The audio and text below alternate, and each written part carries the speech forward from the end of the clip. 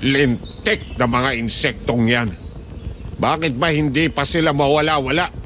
Ilang buwan na nila tayong pinepeste. Ayaw pa rin nilang umalis. Kailan pa ba kasi matatapos to, Mauro? Ubos sa mga pananim natin. Hindi rin naman tayo makakapagtanim ng panibago. Papapaking lang din ng mga insektong yan.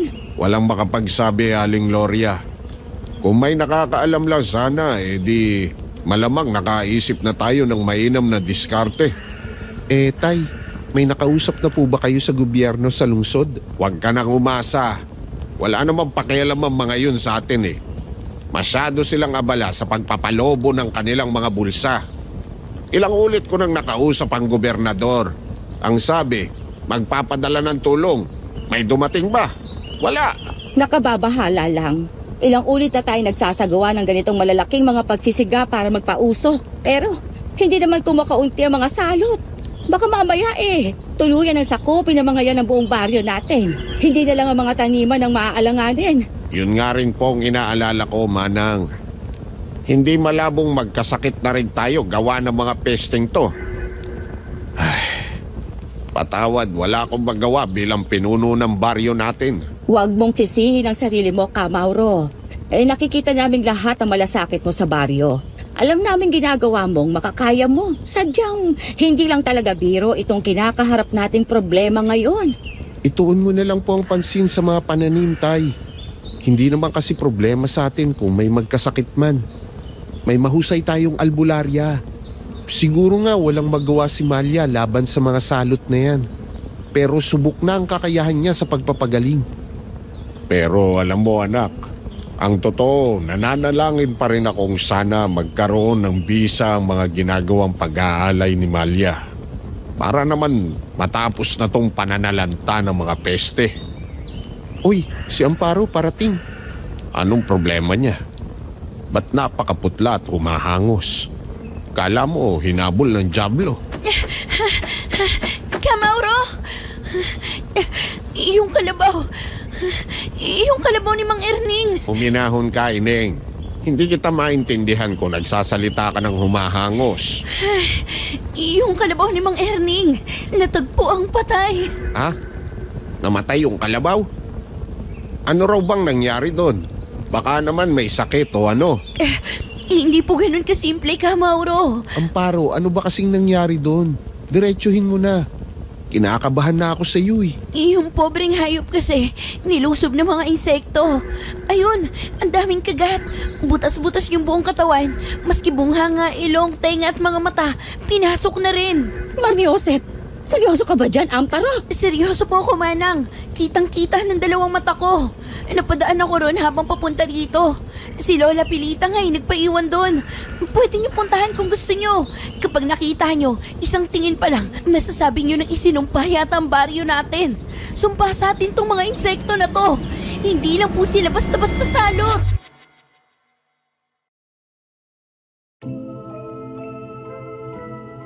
Dekada 70 sa Negros. Sinalanta ng mga insektong salot ang liblib na baryo ni na Lolo Pio. Ang akala ng mga taga-baryo, simpleng salot lang yon na lilipas din. Subalit lumipas na lamang ang ilang buwan, mahigit kalahating taon na nga kung tutuusin. Hindi pa rin talaga umaalis ang mga peste.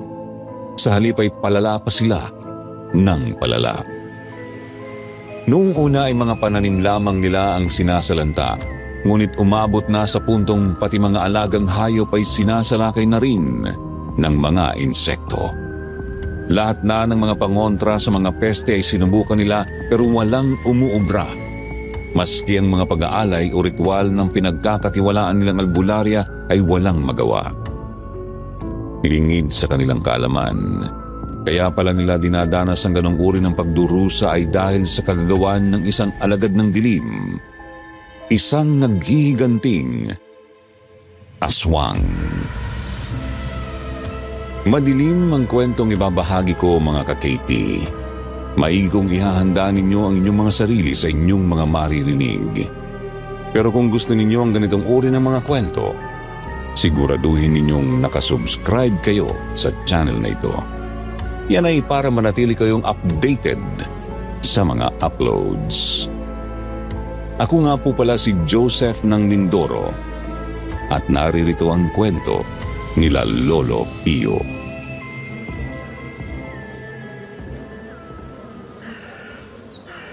Anong klaseng lagim ba to?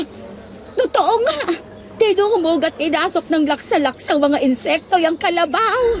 Bakit ba nangyari to? Hindi naman pumapapak ng karne ang ganitong mga insekto ah. Gulay, palay, prutas at mais lang ang kinakain nila. Iyon nga ang nakakapagtaka ron eh. Nananalakay lang sila ng mga tao hayop kapag nadidistorbo. At kung manalakay man sila, hindi ganyan kalala. Kailangan na talaga nating solusyonan tong sigalot na to. Nasa matinding panganib na tayo. Ngayon, kalabaw pa lang to. Paano kung tao na ang sunod na mapatay ng mga salot? Patawarin niyo ako, mga kabaryo. Wala akong magawa para palayasin ang mga peste. Sinubukan ko na lahat ng alam kong ritual para sa pagpapalayas sa mga salot pero walang umuubra. Huwag kang humingi ng tawad, Malia. Ginagawa mo naman ang makakaya mo eh. Hindi mo kasalanan itong nangyayari. Ang gusto kong malaman, may hinala ka ba, Malia? Kung bakit ganito ang kilos ng mga insektong ito? Kakaiba kasi talaga sila. Ayan nga at hindi tinatablan ng mga pangontra. Ngayon naman, nandumog ng isang kalabaw. Malinaw pa sa sikat ng araw na hindi ordinaryong salot lang ito. Hindi ko pa po natutumbok ka, Mauro. Pero nararamdaman ko may madilim na salamangka sa likod nito. Sigurado ako doon. Sinasabi ko na nga ba? Halata naman, Tay. Siguradong may nagpapakilos sa mga insektong yan. Hayaan niyo po ako. Susubukan ko ulit magsagawa ng ritual. Baka sakali, magtagumpay na ako sa pagkakataong ito.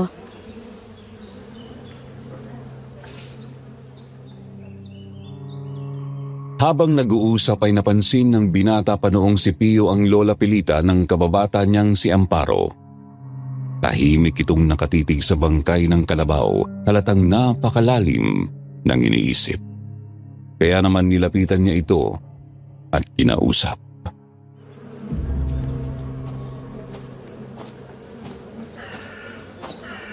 Lola Pilita, may problema po ba? Mukhang ang lalim ng iniisip niyo ah. Iniisip ko lang itong mga nangyayari sa baryo natin. Napakasama ng kutob ko. Kutob? Anong kutob po? Ay, wala. Huwag mo na lamang akong alalahanin.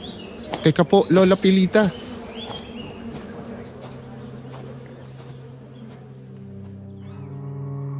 Takang-taka si Pio sa inaakto ng matanda. Gusto pa sana niya itong kausapin pa at tanungin pero lumakad na ito palayo. Halata sa mukha nito ang matinding pagkabahala at kilabot sa kung ano. Nang makalayo na si Lola Pilita ay bumalik na si Pio sa usapan ni Amalia.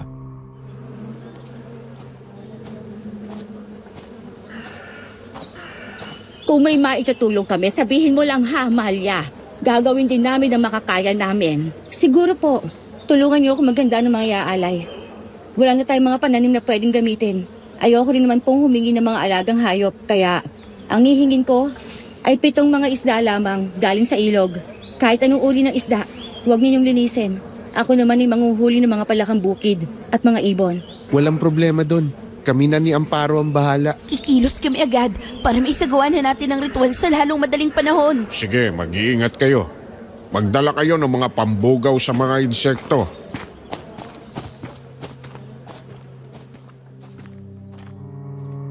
Umalis nga po ang binatang si Pio kasama ang dalagang si Amparo.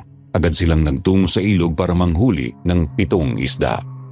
Subalit dahil sa mga insekto ay nahirapan ang magkaibigan.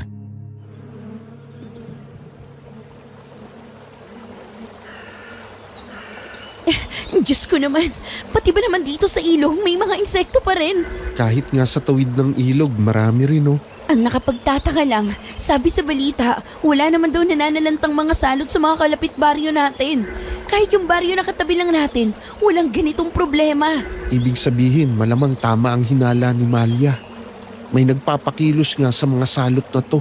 At lumalabas na pinunteriya talaga niya ang baryo natin. Pero bakit? Ang kasalanan ng mga tao rito kung sino man yan. Payapa naman tayong nabubuhay dito eh. Yan ang di ko alam.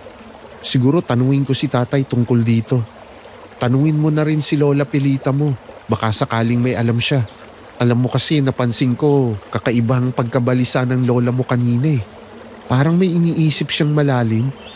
May nabanggit pa nga siyang kung anong kutob. May sinabi ang lola ko? Oo, doon kanina sa may patay na kalabaw. May kung anong hinala. Pero parang pilit niyang sinasantabi. Kasi malabo raw na magkatotoo. Wala naman siyang nabanggit sa akin na ganyan. Pero ilang araw na nga siyang mukhang balisa. Kausapin mo na lang mamaya pag uwi mo. Sige na, manghuli na tayo ng isda at makabalik na tayo agad.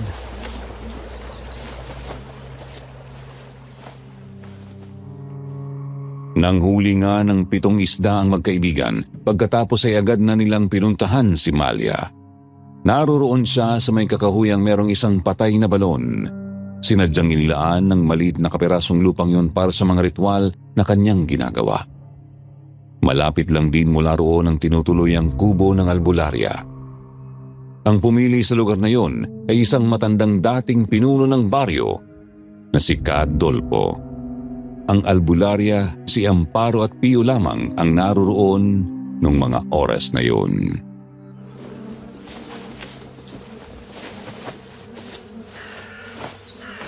Ayos na bang lahat ng to, Malia? Oo, pwede na to. Pero may ipakikiusap lang ako. Bala ko sanang gawin ng mag-isang ritual. Pwede ba kayong lumayo muna? Doon kayo pumuwesto sa daan papunta rito. Siguro mga 50 metro ang layo mula sa akin. Harangin ninyo ang mga papunta rito. Hindi kasi ako pwedeng maabala habang ginagawa ang ritual na ito. Sige, kung yan ang mas makakabuti.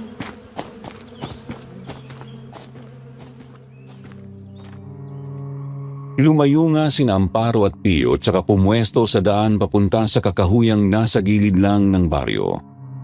Nagbantay nga sila roon. Haharangin nila kung sakali mang may taong lumakad papunta sa albularya. Ilang minuto pa nakita na nilang may manipis na usok nang nagmumula sa pag-aalay. Usok ng insenso at mga kandila. Pangkaraniwang tanawin na yon kapag nagri-ritual si Malia. Sunod ay may malaking usok na gawa ng mga sinusunog na alay.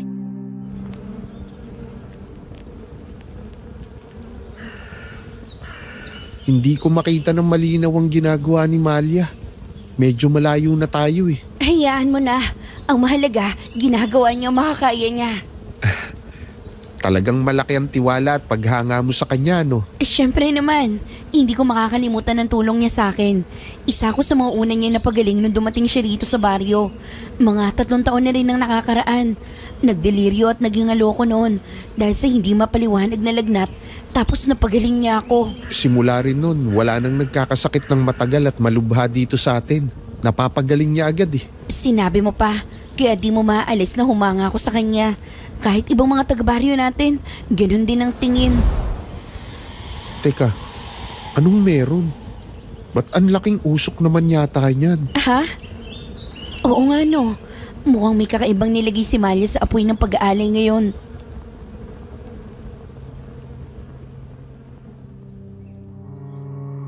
Nagtaka ang dalawa nang may sumabog na malaking puting usok mula sa ritual.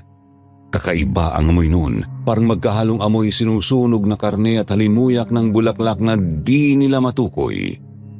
Noong una'y nagpapaikot-ikot lang ang usok sa palibot ng kinalalagyan ng albularya. Umabot sa puntong hindi na talaga makita ng dalawa si Malia at ang balon. Lumipas ang ilang minuto, unti-unti nang kumalat ang usok na parang hamog sa buong baryo.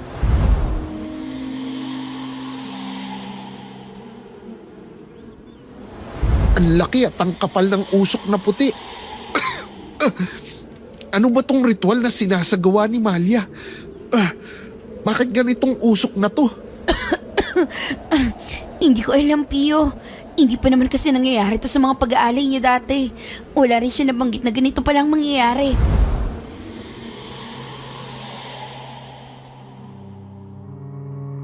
Di maiwasang kabahan ng mga tao dahil sa makapal na usok, hanggang sa may mga nagsilakad na nga papunta sa kinaroroonan ng albularya. Pilit nilang hinahanap ang daan sa kabila ng malahamog na usok. Pati ang pinuno ng baryo na si Cam Mauro ay napapunta rin. Nahaharangan naman sila ni Pio at Amparo. Sinasabihan nila ang mga taong hindi nga dapat maabala ang albularya kaya dapat munang huminahon ang lahat. Hanggang sa lumipas ang halos kalahating oras.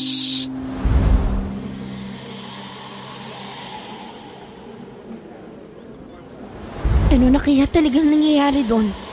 Mukhang papahupa na ang usok. Tingnan nyo, unti-unti na itong numinipis. Ano kayang mangyayari kapag wala na ang usok na to? Lalayas na kaya ang mga salot? Iyan ang dinadalangin ko kanina pa. Sana talaga magtagumpay tong ritual na to. Maghintay na lang tayo ngayon. Tingnan natin kung ano ang bubungad sa atin.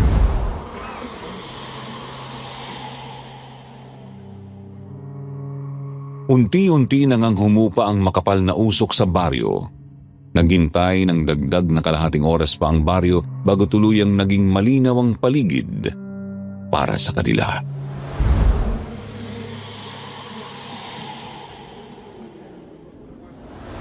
Kahanga-hanga. Ang mga peste. Nakabagsak ng lahat sa lupa. Heto na yun! Si Malia! Nagtagumpay siya! Mahusay!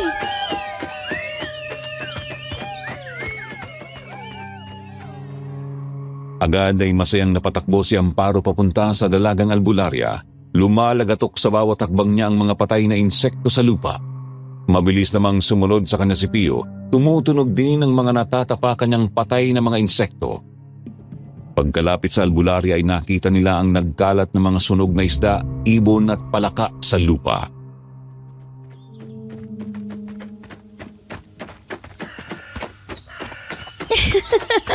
Malia!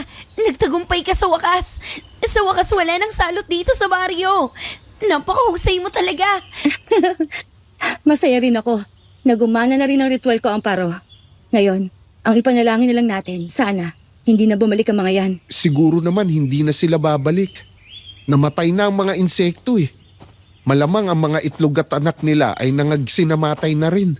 Isang bagay pa, Malia. Umasa rin tayong sana malaman natin kung sino ang nasa likod ng pananalanta ng mga peste rito sa atin. Yun lang ang tanging paraan para masiguradong hindi na ito mauulit.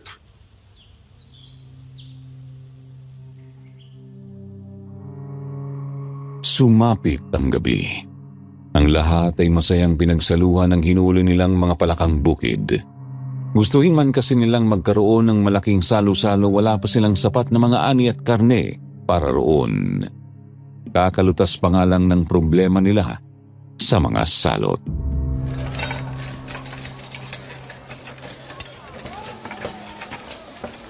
Sige lang, magsikain lang kayong lahat. Hindi magganong kasarap ang mga nakahain sa ating harapan ngayon.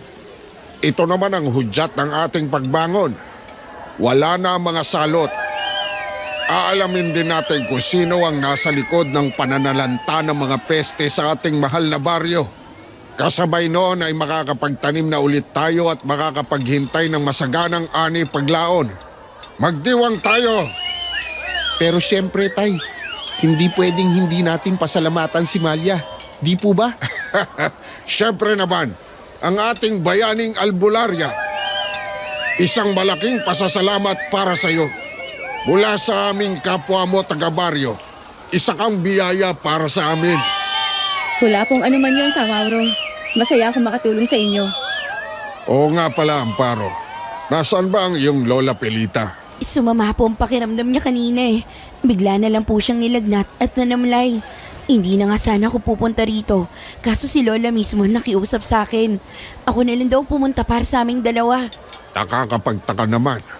Parang ang dami naman yatang sabay-sabay na nagkakasakit. Anong ibig niyo sabihin, Tay?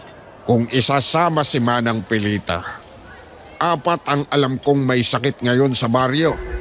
Ganon din, nilalagnat at nanghihina ang katawan. Kasama ron si Kadolpo, ang dating pinuno ng baryo. Nakakapagtaka. Maayos naman si Kadolpo kanina. Kahit si Lola ay malusog at malakas din kaninang hapon. Yun ay kahit halatang balisa. Huwag kayong mag-alala. Susubukan ko silang tingnan. Andyan nga kasi ang posibilidad na may nagbabalak na masama sa baryo. Nasolusyonan nga natin ang mga insektong salot. Pero baka ibang paraan naman ang subukan ng lihim na kaaway. Hindi nga malabo yung sinasabi mo, Malia. Salamat sa magiging malaking tulong mo ulit para sa baryo. Tsaka, pasensya na rin. Kasi mukhang hindi ka pa makakapagpahinga. Ayos lang po, Ka Mauro. Wala akong problema sa akin. Bukas ng umaga, agad ay pupuntahan ko sila. Mag-iipon muna ako ng mga halamang gamot ngayong gabi. Sa ngayon, painumin niyo muna ang mga may sakit ng pinaglanggasan ng dahon ng lagundi oregano. Pwede rin ang salabat.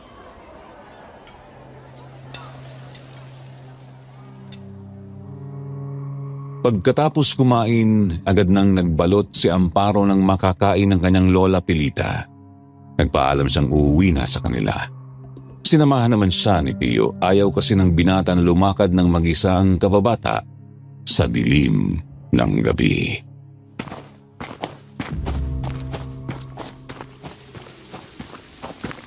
Grabe, ang daming nangyari ngayong araw na to. Lumala ang pananalanta ng mga insekto. May napatay silang kalabaw. Nasolusyonan ni Malia ang problema sa mga peste. Tapos ngayon naman, may nagbabadyang kumalat na mga sakit. At mukhang mga matatanda ang tinatamaan. Ang sakit nga sa ulo isipin eh. Ang malala pa, isa sa mga tinamaan ng lola ko. Sana lang talaga wala lang karamdamang yun. Hindi ko kakayanin kung may mangyayari kay lola. Basta manalig ka lang, Amparo. Magiging maayos ang lahat. Gagaling si Lola Pilita. Sino yun? Nakita mo rin? May kung sinong tumakbo papunta dun banda. Sa direksyon ng bahay ni Nakadolpo. Nakita ko, Pio. Pero hindi ko alam kung ano yun. Napakabilis eh. Anino ng taong nakita ko. Pero sobrang bilis. Mas mabilis pa sa pusa ang takbo nun. Kinakabahan ako. Dumiretso na tayo sa bahay nyo. Hindi maganda ang kutob ko dun. Mahalas naman oh. Hindi ako nakapagsukbit ng itak.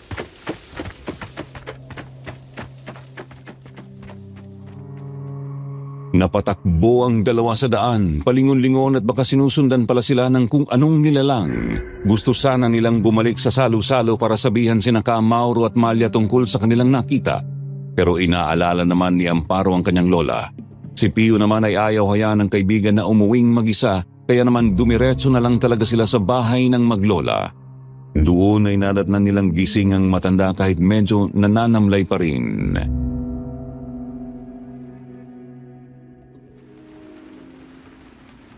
Kumusta na po ba ang pakiramdam nyo, Lola? Medyo nananamlay pa rin at nahihilo. Umupo lang ako kasi sumasakit na ang likod ko sa kakahiga. Lola, handa na po ang pagkain nyo. Halina kayo sa mesa. Teka nga, sandali. Ano na bang nangyayari sa baryo natin? Kamusta na ang lahat matapos mapatay at mapalaya sa mga peste? Mamaya na po yan. Kumain na muna kayo. Tapos isasalaysay namin ni Pio ang lahat sa inyo. Pati na mga sinabi ng albularya.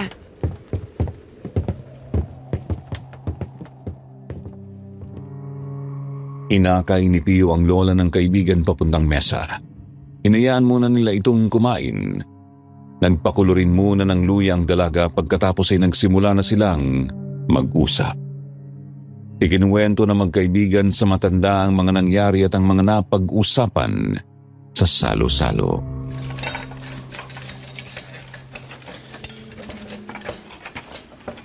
Kung gano'n iniisip pala ni Malia na may kung sinong nagpakilos sa mga salot. Iyon na nga po, Lola. Hindi ko lang alam kung sino ang posibleng may ganun kalaking galit sa baryo. Wala naman nagiging kaaway ang mga taga rito eh. Kinikilabutan ako. Hindi ko talaga akalain na magkakatotoo pala ang binitawan niyang sumpa.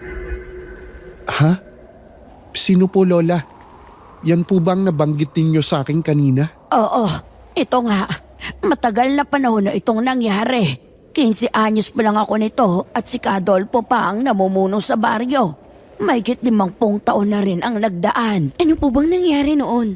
May isang dayo kasi rito sa baryo. Ang napag-alaman naming isang aswang. Si Aling Florenda. Ayon sa mga sabi-sabi, gumagamit din ito ng itim na mahika upang mangkulam. Napatunayan naming totoo ang mga paratang nang lusubin at halugugin ni Kadolpo ang bahay ni Manang Florenda. Ano naman pong nakita sa bahay niyon? Maraming nakakakilabot na mga bagay. Mga panyo, mga kandila at mga libretang itim. mga rebulto ng demonyo at kung ano-anong mga anting-anting. Mga garapong may lamang palaka, ahas, daga at kahit sanggol. May nakita ring mga bungo ng tao. Kaya naman walang pag-aalinlangang nakumpirma ni Naka Adolfo na isang ang mangkukulam at isang aswang ang matandang yon. Ano pong ginawa sa kanya ng mga tao? Pinatay namin siya at sinunog namin ang kanyang bangkay. Kasama ako sa mga pumatay sa kanya.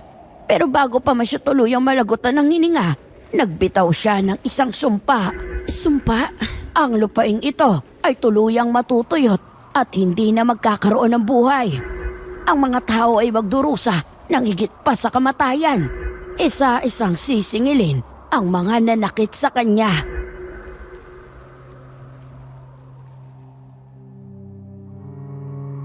Natahimik sina Amparo at Pio sa narinig. Napakaraming tanong na kumalampag sa isip nila noon kaya hinayaan na muna nila si Lola Pelita na magpatuloy.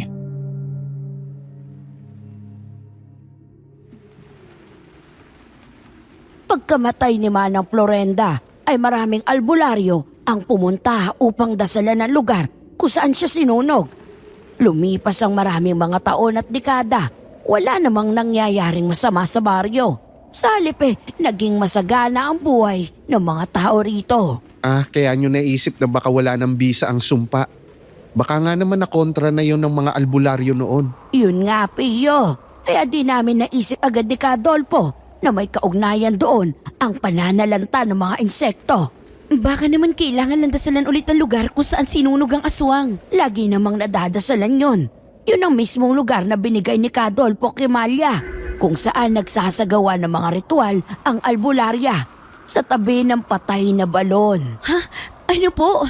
Doon mismo sinunog ang aswang? Hindi naman po sapat na nagdarasal siya palagi doon. Kailangan saktong dasal pa rin, Lola. Ang tanong, sinabi niyo po ba ni Adolfo kay Malia ang tungkol sa aswang? Hindi. Ayaw kasi ni Adolfo na maungkat ulit ang madilim na nakaraang yun. Gusto niyang malimutan na yun ng tuluyan ng baryo. Kaya nga dito sa atin, konti na lang kaming nakakaalam. Kaming mga matatanda na lang. Kahit si Mauro ay hindi rin ito alam. Kailangan niyo magkausap ni Adolfo, Lola. Kailangan niyo kasing sabihin yan kay Malia. Para naman makagawa siya ng tamang pag-aalay. Kung hindi, baka matupad ang sumpang binitawan ng aswang. May punto ka, Amparo. Hayaan niyo, bukas na bukas, kakausapin ko si Adolfo.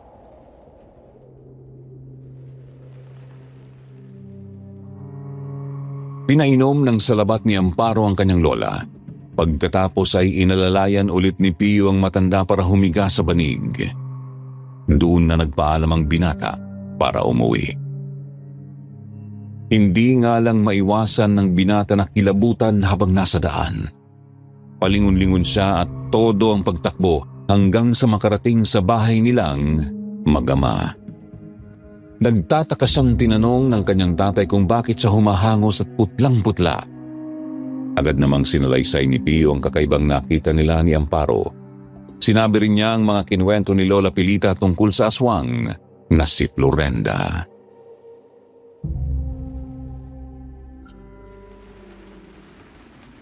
Sinabi ba talaga yan ni Aling Pelita, ha, Pio? Oo nga po.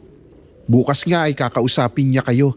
Sabi niya, isasama sa usapan si Adolfo. Malamang pati si Malia isasali rin. Diyos ko po naman, bakit inilihim ni Adolfo ang ganito kahalagang bagay? Kuha ko ang dahilan niya na gusto niyang makalimutan na ang nangyari noon.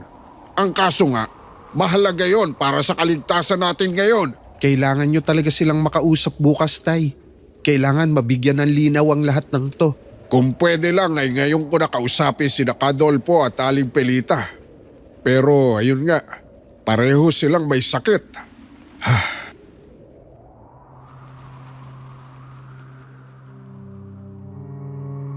Buong gabing magulo ang isip ni Pio. Nakatulog lamang siya dahil sa matinding pagod sa maghapon. Nang sumunod na umaga naman, maaga siyang nagising. Alam kasi niya sa sarili niyang maraming mangyayari sa araw na yun. Bagamat hindi niya alam, sa araw na yun na pala lalong didilim ang kanilang dinadanas na lagim. Nagalmusal siyang mag-isa dahil wala na ang ama pagkagising. Pagkatapos kumain ay agad nang lumakad si Pio. Pakay niyang puntahan sina Amparo at ang Lola Pilita nito.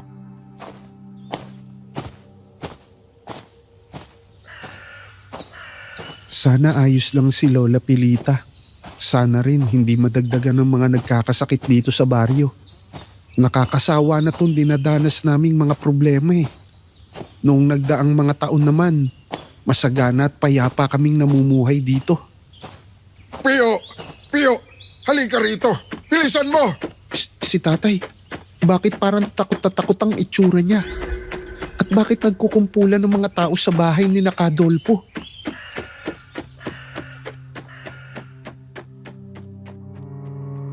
Napatakbo si Pio papunta sa kumpulan ng mga tao. Agad niyang tinanong ang kanyang tatay kung anong nangyari. Subalit hindi ito sumagot. Sa halip ay hinila lang siya nito pasuot sa nagkukumpulang mga tao. Diretso sa may bakuran ng bahay ni Kadolpo. Doon ay halos panawan ng malay si Pio sa nakita.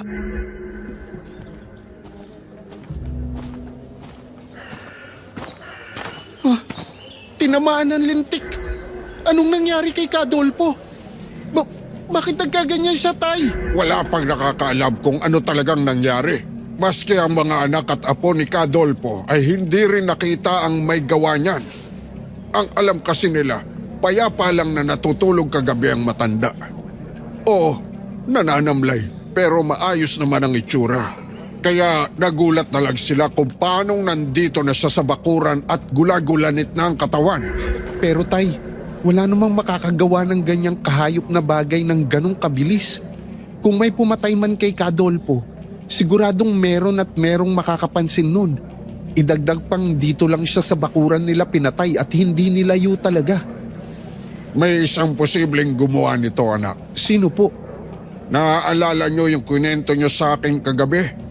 Yung mga sinabi ni Aling Pilita? Hindi to maaari. Teka po, pupuntahan ko lang si Amparo. Hindi nagsayang ng oras si Pio. Taranta siyang napatakbo papunta sa bahay ng kaibigan. Hindi mawala sa isip niyang nakitang kalunos-lunos na kalagayan ng bangkay ni Kadolpo. Una ay kamukha ng sinapit ng kalabaw ni Mang Erning ang nangyari sa balat at kalamnan ng dating pinuno. Puno ng pantal-pantal at napakaraming butas-butas. Animo ay pinapak ng sandamukal na mga insekto. Balot din ito ng nana at dugo. At ikalawa, gulang-gulanit ang katawan nito. Butas ang dibdib at tiyan. Nawawala ang iilang laman loob. Pagkatapos ay putol-putol na ang mga braso, binti at marami ng tapyas na bahagi ng laman.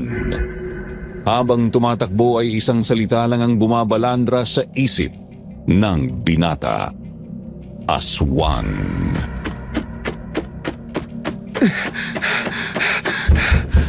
Amparo! Amparo, pagbuksan mo ako! Bilisan mo, Amparo! Lola Pilita! Pagbuksan niyo ako! Dali! Tarantang nagkakakatok si Pio nang marating ang bahay ng kaibigan, subalit walang sumagot kaagad, kaya naman hindi niya maiwasang mabahala. Mabuti na lang at pinagbuksan din siya ng dalaga makalipas ang ilang minuto. Gayunpaman ay agad siyang nagtaka nang makitang umiiyak si Amparo. Anong nangyayari sa'yo? Bakit parang umiiyak ka? Sabihin mo muna sa akin kung ano nagpalipad sa'yo dito. Bilisan mo! Si Kadolpo, patay na. Pinatay. Pinatay ng aswang. Anong sabi mo? Ngayon, sabihin mo sa akin kung anong nangyayari dito. Bakit ka umiiyak? Uy, Amparo, dahan-dahan naman.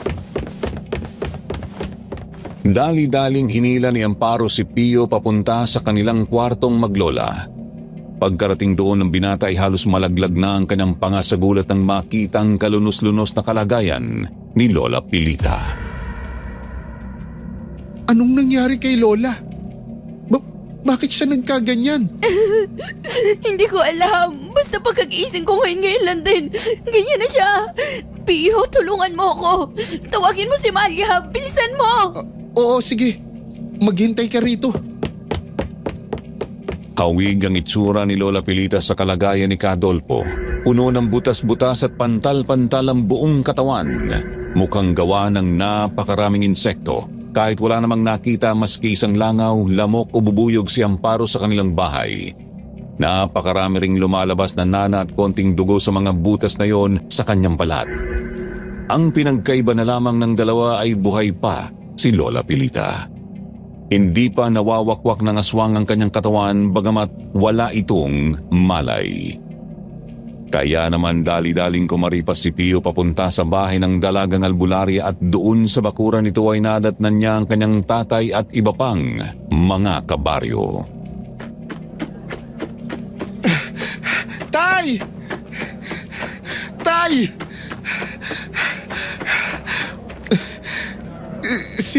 Si Lola Pilita. Si Lola, lumuba ang lagay niya. Parang pinutakti ng mga insekto. Maraming pantal-pantal at butas sa katawan. Puno ng nana at dugo ang balat. Sinasabi ko na nga ba? Tama ang hinala ko. Pati si Aling Pilita ay nagkaganon din. Paano niyo po nalaman? Yun mismo ang pinag-uusapan namin dito. Lahat ng mga matatandang nagkasakit kahapon, ganon din na sinapit. Kasama na ron si Kadolpo. Ngayon, ayan na nga. At kumpirmadong pati si Aling Pilita. Ano pong gagawin natin, Tay? Baka naman pwedeng sumama si Malia dun kina Amparo. Ganito ang napagkasunduan namin. Dadalhin dito ang mga may sakit para dito sila matignan. Mas maganda yun para sabay-sabay silang masuri. Sasamahan kita kina Amparo para kunin si Aling Pilita. Hindi na nagsayang ng oras ang magama. Agad silang lumakad papunta sa bahay ni Amparo. Pagkarating doon ay ipinaliwanag nila ang napagkasunduan ng mga tao sa dalaga. Agad hinanda ni Amparo ang kanyang lola. Kinuha naman ng magama ang duyan na nasa likod ng bahay ng kubo. Pagkatapos ay nilagay nila roon ang matanda at saka maingat nilang dinala papunta sa pagamutan ni Malia. Isa po yung maliit na kubong nasa tabi lang ng tinutuluyang bahay ng albularya. Sa bakuran noon ay naglatag ng mga papag ang mga tao para higaan ng mga pasyente.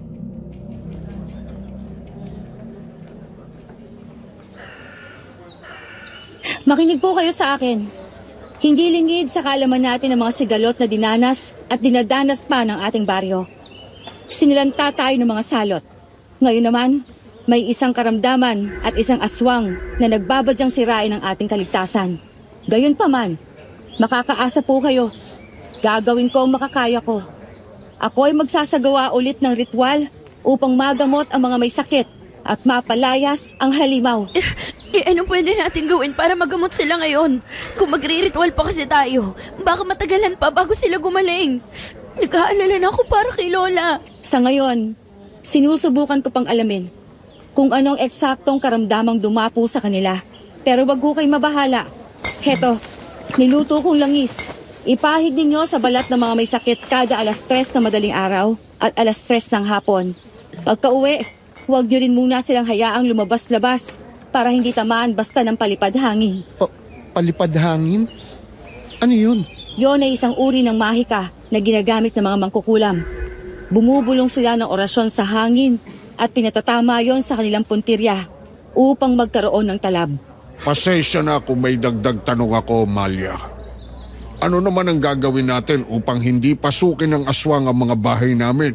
Maglagay po kayo ng asin at dinikdik na bawang sa may pinto at mga bintana ng inyong mga bahay. Uubro na pong pangontra ang mga yon, Kamauro.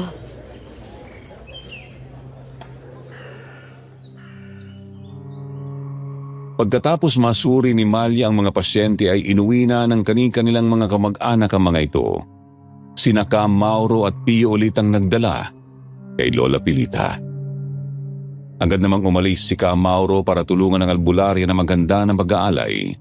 Si Pio lang ang nagpaiwan sa bahay ng maglola.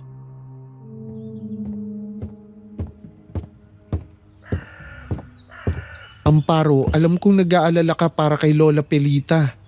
Pero di rin naman tamang pabayaan mo ang sarili mo. Wala ka pang almusal oh. Magtatanghalian na. Kumain ka na muna. Ako na munang bahalang magsubo ng lugaw kay Lola mo.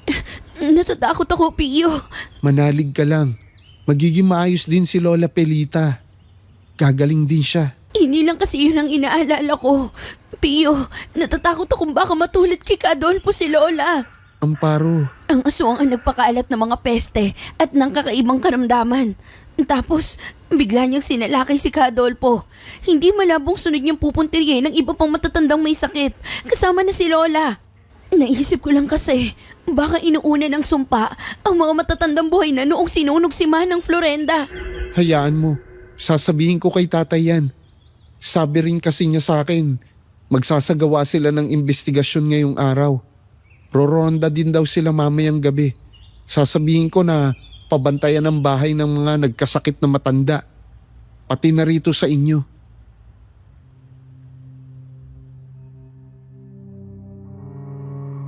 Inulungan ni Pio si Amparo na pahira ng langis ang buong katawan ni Lola Pilita. Pagkatapos ay nagpaalam na ang binata. Kailangan pa kasi niyang tumulong para sa isa na namang ritual na gagawin ni Malia. Sasama rin siya sa pag-iimbestigang gagawin ng kanyang tatay Mauro.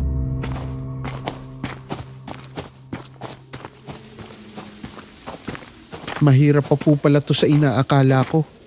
Halos wala ng taga-baryo na nakakaalam sa nangyari noon. Ang mga nakakaalam, hindi makapagkwento. Puro may mga sakit. Ayun na nga eh. Kung may makuha man tayong impormasyon, hindi rin malinaw. Rondahan na lang talaga natin ang baryo, anak. Tapos abangan natin ang aswang kung bumalik man. Pero syempre, mas mainam pa rin kung hindi na siya mangambala kahit kailan. Diretso na po ba tayo kina Amparo ngayon, Tay? Oo, naroon na ang ibang mga taga-baryo para magbantay. 5 tao ang nakatoka sa bawat bahay ng mga may sakit na matatanda.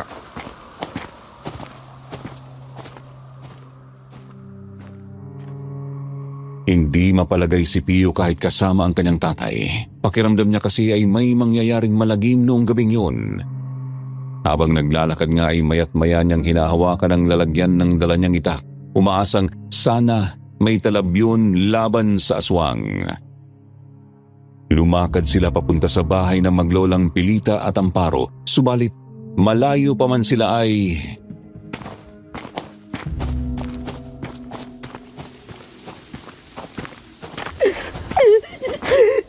Hindi, Lola Pelita. Lola, tulong. Tulungan niyo kami. Sa Lola. Anong nangyayari doon? Bakit nagsusumigaw si Amparo? Puntahan natin, Tay! Hindi na nagdalawang isip ang binata. Todo siyang kumaripas papunta sa bahay ng kaibigan. Pagkarating doon ay bumungad sa kanyang nakabulagtang taga-baryong nagbabantay sa kubo ng maglola. Nakabulagta ang mga ito. Nagtataka nga lang siya kasi 4 lang ang nakikita niyang tao roon imbis na 5. Wasak na rin ang pinto ng kubo. Kinabahan ang binata, kaya dali-dali siyang pumasok sa loob, subalit wala roon ang maglola. Amparo! Amparo, nasaan kayo ni Lola? Amparo, sumagot ka! Amparo! Amparo! Pio! Pio, dito! Andito ako sa likod bahay! Agad na patakbo ang binata papuntang likod bahay. Sumunod naman sa kanya ang kanyang tatay Mauro. Pagkarating doon ay nagulantang sila sa nakita. Isang inaasahang tagpong dinadalangin nilang sana hindi totoo. Nakabulagta si Lola Pilita sa likod bahay. Wakwak ang dibdib at tiyan. Wala ng buhay. Naroroon din ang ikalimang bantay. Naghihingalo.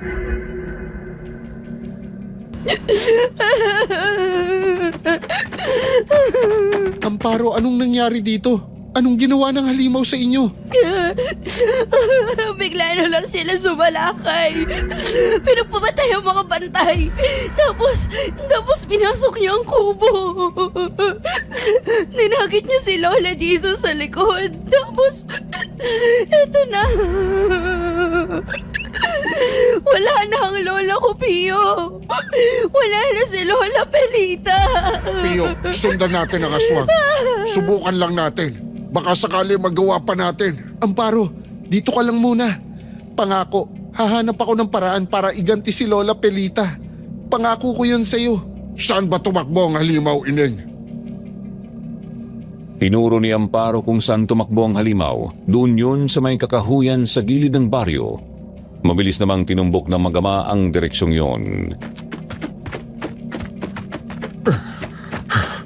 Sana maabutan pa natin ang impaktong yon. Ang inaalala ko lang, Tay. Di ba, pinahiran din ng asin ang mga itak ng mga bantay? Paano sila naubos ng gano'n na lang? Palabag dahil pabigla ang ginawang pagsalakay ng aswang. Kaya siguraduhin mong manatiling listo ngayon, anak. Maaaring buhay natin ang maging kapalit sa paghabol natin sa kanya. Tay, sandali! Doon, may aninaw banda ron. Napahinto sa pagtakbo ang mag-ama.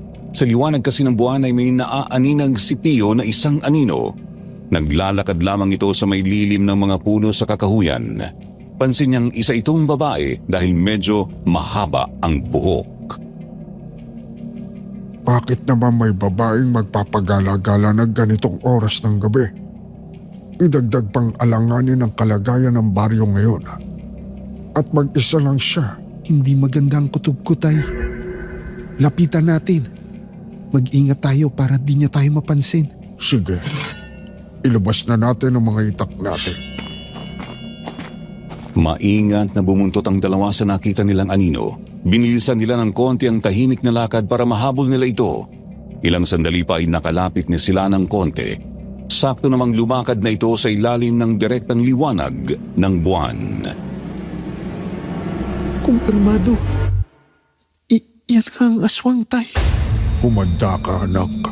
Hindi natin basta patatakasin ang isang yan. Kailangan nating tapusin yung demonyong yan ngayon na mismo. Opo, Tay. Lumapit na tayo. Mga 5 o 7 metro.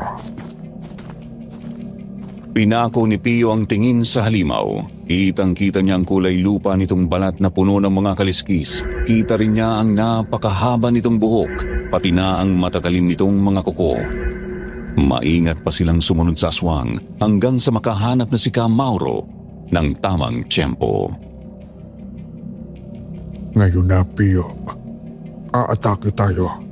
Bibilang ako ng 3. Takbo sabay amba ng itak. Maliwanag.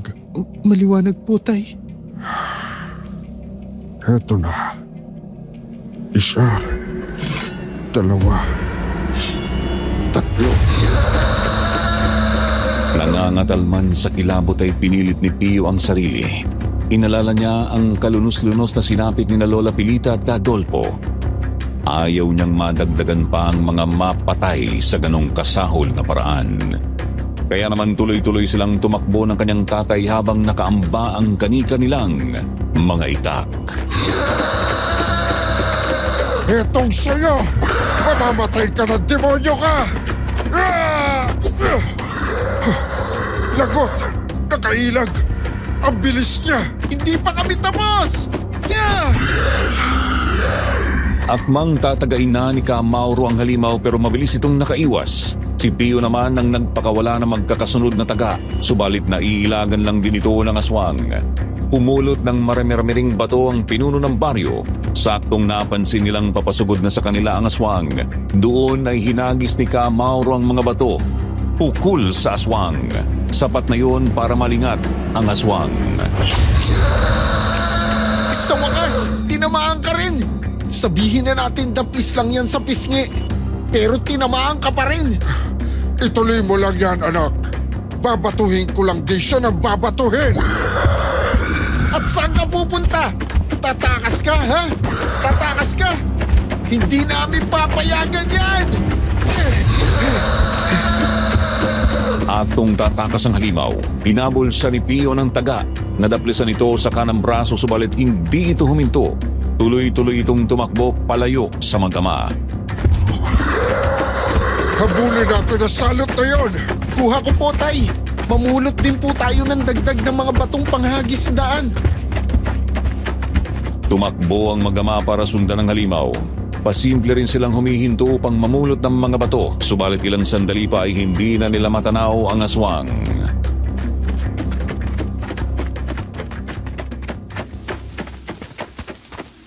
Naloko na. Nakalayo na yata talaga. Saan na kayo papunta yun? May hinala ako, Pio. Alalahanin mo ang sabi ni Aling Pelita. Ang aswang na si Manang Florenda noon ay sinunog sa isang lugar.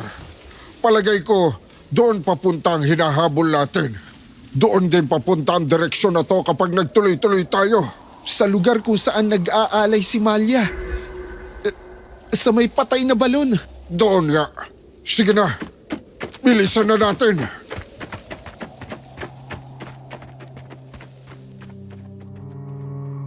Agad na tumakbo ulit ang mag-ama papunta sa bahagi ng kakahuyan kung saan ang patay na balon.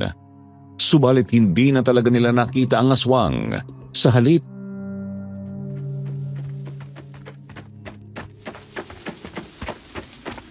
Anong ginagawa niyo rito? Gabing-gabi na. Bakit nasa labas pa po kayo, Mauro? Rumuronda ba kayo? Ang totoo, Malia. Hinahabol namin ngayon ang aswang. Mukhang dito kasi siya papunta eh. Ha? Dito papunta ang aswang? Ganun na nga, Amalia. Kagagaling lang niya doon kina Amparo. Pinatay niya si Aling Pelita. Diyos ko po. Ang mabuti pa, Malia. Pumunta ka na sa kubo mo. Hindi naligtas dito. Alam namin gusto mong tumulong sa pamamagitan ng pagsasagawa ng alay. Pero mahalaga rin sa amin ang kaligtasan mo. Naiintindihan ko, Pio. Tsaka, pasensya na rin kung hindi ko malabanan ng harapan ng aswang na yan. Oo, marami akong alam sa panggagamot. Pero hindi kasi ako nagsanay ng husto sa paglaban sa mga aswang. Walang problema yon, Malia. Naiintindihan ka namin. Isa pa, magkababaryo naman tayo rito eh. Gagawin natin kung anumang makakaya natin. Tulong-tulong tayo. Teka, Malia. Na paano yung balikat mo? Parang di mo maituwid. Oo. Nadulas kasi ako kanina habang naghahanda ng mga gagamitin sa ritual. Napatihaya ako. Hindi ko napansin may bato pala ron sa babagsakan ko. Kaya, ayun. Sigurado ka bang ayos ka lang? Baka kailangan mo ng tulong. Hindi na po, Mauro. Ayos lang po ako. Sige na po. Mauna na ako.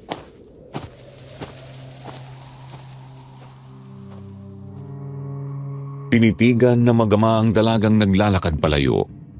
Iisang bagay ang nasa kanilang isip.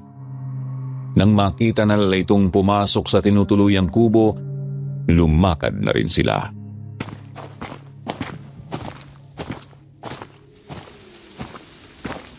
Anong plano, Tay? Tahimik nating tipunin ang lahat ng mga kabaryo natin ngayong gabi.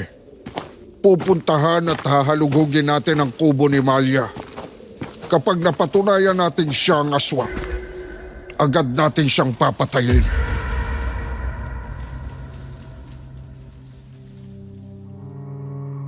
Yun nga po ang ginawa ng mag-ama noong gabing yun. Una muna ay inimbita nila lahat ng mga kalalakihan at iba pang mga gustong lumaban sa aswang. Hindi pa nila sinabi noon ang kanilang natuklasan. Sinigurado nilang hindi isasama ang mga humahanga ng husto kay Malia gaya ni Amparo. Doon sila nagtipon sa harap ng bahay ni Pio.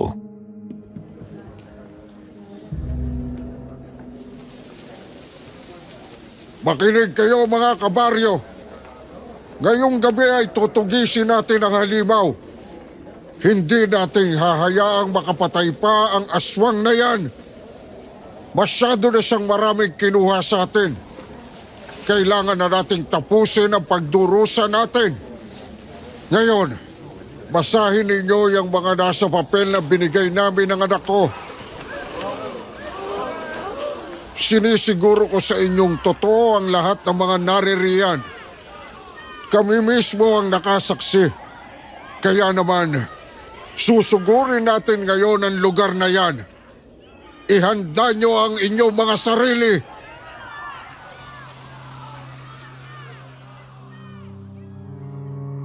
Hindi na nagsayang ng oras ang mga taga-baryo. Noon din mismo ay lumakad sila papunta sa tinutuluyang bahay ng albularya. May dala silang mga itak, sulu at kahit krudo. Ang iba pa nga ay may dala ring mga Biblia at rosaryo.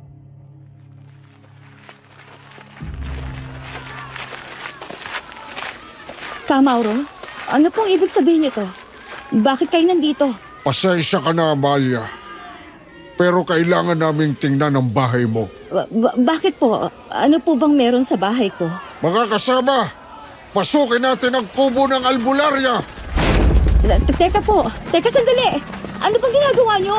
Anong kasalanan ko sa inyo? Kinila ng ibang mga taga-baryo ang albularya papuntang bakuran nito. Pinilit nitong magpumiglas at magsumigaw pero mabilis na siyang naigapos ng mga tao. Sina Mauro, Pio at ilan pang mga kasama naman ay pumasok sa kubo. Ngayon pa lang ako nakapasok sa kubo ni Malia. Bakit ganito rito? Parang walang hangin. Pero malinis naman ang sala. Maski isa mang taga-baryo ay wala pang nakakapasok sa kubo na ito, anak. Hindi ako makapaniwalang pinalagpas lang natin ang katotohanan yun. Sige na, subukin nating halughugin ang kwartong yun. Mag-iingat tayo. Kabadong sumunod si Pio sama at sa iba pang mga kasama. Pinasok nila ang kwarto sa kubo. Wala silang nakitang mali roon. Simpleng banig lang at tukador ang naroroon, subalit nang buksan nilang tukador ay nahintakutan sila sa nakita. Ano to? Mga itim na librito at kandila? Mga garapong may mga hayop at insekto? May bungo ng tao? Diyos ko! Hindi. Totoo nga. Totoo ngang gumagamit na sa lamangkang itim si Malia. Isa siyang mangkukulam. Siya ang aswang! Teka, tay! Ano to? Tingnan niyo po! Sa loob ng tukador ay may kinuhang isang maliit na larawan si Pio. Nakaguhit lamang yon sa pinatag na kahoy. Larawan ng isang matanda. At may nakasulat na Lola Florenda sa bandang ibaba. Florenda? Hindi ba yan yung pangalan ng aswang na pinatay dito dati? Yan nga, tay! Ibig sabihin, apo ni Florenda si Malia. Diyos ko, hindi ako makapaniwalang pinatuloy natin dito ang apo ng isang demonyo. Dali lang tayo. Mukhang may nangyayari sa labas, tay. Puntahan natin. Tarantang napakaripas palabas ang mag-ama at ang mga kasama nila. Doon ay nadatnan nilang sinusubukang pumalag ni Malia at nasa anyo na itong aswang. Ang mismong aswang na kanilang nakaharap. Subalit sa dami ng mga taong naroroon ay hindi ito nagtagumpay na makatakas. Yun nga lang ay nagawa nitong makakalmot ng isa sa mga naroroon. Pakawalan niyo ko, mga hayop kayo, mga walang iya. Pakawalan niyo ko. Pakawalan niyo ko kung ayaw ninyong mamatay. Hindi ka makakapatay kung hindi ka makakatakas. Ngayon, alam na namin ang lihim mo. Alam na namin apo ka ng aswang na sinunog dito dati sa baryo. Hindi ka namin hahayaang makawala. Nilinlang mo kami, Malia. Nagtiwala kami sa iyo. Pero niloko mo lang kami. Isa kang demonyo gaya ng lola mo. Isa kang pangahas. Wala kang karapatang pagsalita ng masama ang lola ko. At wala rin kayong karapatang guluhin ang payapa naming baryo. Mga tampalasan! Sige na mga kabaryo. Patayin na natin ang aswang na to. Huwag niyo ko sasaktan, mga mahal. Pahirapan at bugbugin ang halimaw na yan. Sunugin ang buong paligid at ang kanyang kubo. Hindi! Huwag!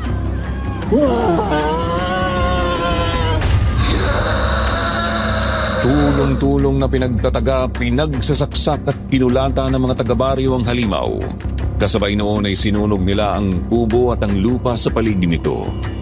Nang tuluyan ng manghina si Malia ay hinagis naman nila ito sa balon.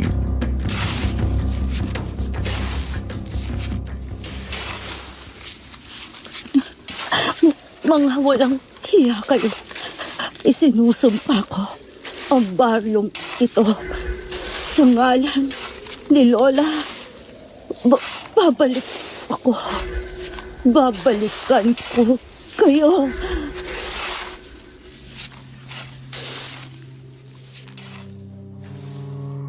Tinabunan ng mga taga-baryo ng lupa ang patay na balon kung nasaan si Malia. Buo ang kanilang pasya na ilibing ito kahit hindi pa tuluyang namamatay. Tuloy-tuloy nila itong tinambakan hanggang sa mapuno na ito ng lupa.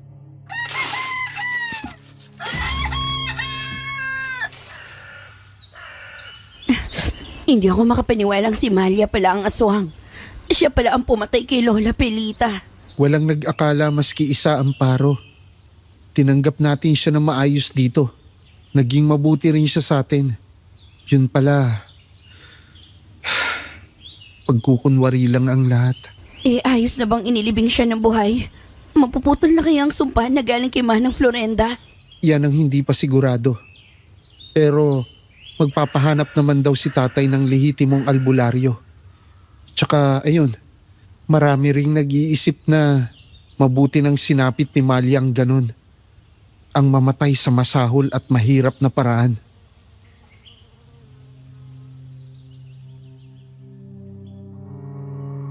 Naging mapayapa ngunit malungkot ang baryo matapos ang pagpatay kay Malia. Pakiramdam kasi ng mga tao ay nawalan sila bigla ng tanglaw. Isang tanglaw na may madilim palang balak sa kanilang lugar. Gayunpaman ay ipinagpapasalamat na lamang nilang hindi na nga bumalik ang mga pesteng salot. Hindi na rin nadagdagan ang mga nagkasakit ng kakaibang karamdaman. Subalit, makalipas lang ang 6 na gabi.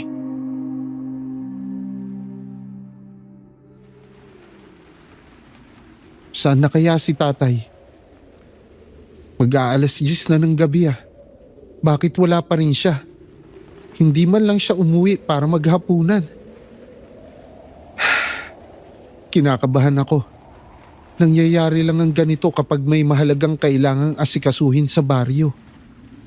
May masama kayang nangyari? Pio! Pio! Ako to! Si Loria! Pagbuksan mo ang pabilis! Si tatay mo! Si tatay mo! Wala na! Animo hinambalos ng bato ang dibdib ni Pio sa narinig. Dali-dali niyang binuksan ang pinto. Bumungad sa kanya ang ginang na mangyak-ngiyak sa takot. Ano po sabi niyo, Aling Loria? Si tatay, wala na. Paanong wala na? Ano po bang nangyari? Si Malia! Si Malia nagbalik! Nagbalik?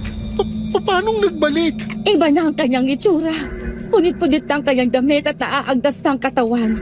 Ang kanyang balat nga ay parang mga kortina na lang na sumasabit sa kanyang buto-buto. Pero sigurado akong si Malia yon. Si Malia talagang nakita ko. Nang makapagsabi si Aling Loria ay agad nang kumaripas ang dalawa papunta sa bangkay ni Ka Mauro. Doon nga ay nakita ng binatang kinahinatnan ng kanyang ama. Napakaraming malalaki at malalalim na kalmot nito sa katawan. Marami ring bahagi ng kalamnan ng natapyas, dulot ng mga kagat. Tatay Mauro! Hindi pwede to!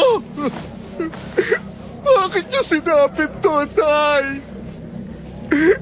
Tay! Tay! Pio! Naku! Diyos ko! Totoo nga! Si Ka Mauro! Hindi! Pagbabayarin ko halimaw na yon ang paro. Hanapin ko siya. Hindi ako titigil hanggat hindi ko siya na ibabalik sa lupa. Pero delikado yung iniisip mo. Hindi na lang pangkaraniwang aswang si Mahalya ngayon. Isa na siyang halimaw. Isang nabuhay na dapat ay patay na. Paano mo papatay ng isang bangkay? Hanap ako ng paraan. Siguradong meron yan. Siguradong may paraan para tuluyang tapusin ang aswang.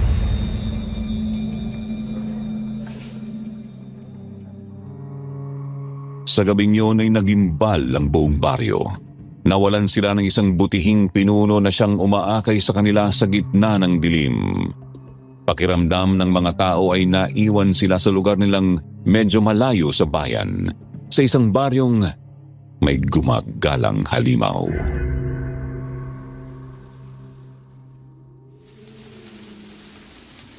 Pio, pumasok ka na muna sa bahay ninyo at magpahinga. 2:00 pasado na ng madaling araw oh. Hindi ko magagawang magpahinga, Amparo. Hindi rin ako makakatulog. Hindi ako matatahimik hanggat hindi ako nakakaganti. Paano ka gaganti kung wala kang lakas? Kailangan mo rin magpahinga. Hindi rin ikatutuhan ng tatay mo yung ginagawa mo. Si Aling Gloria. Mabuti at gising ka pa, Pio.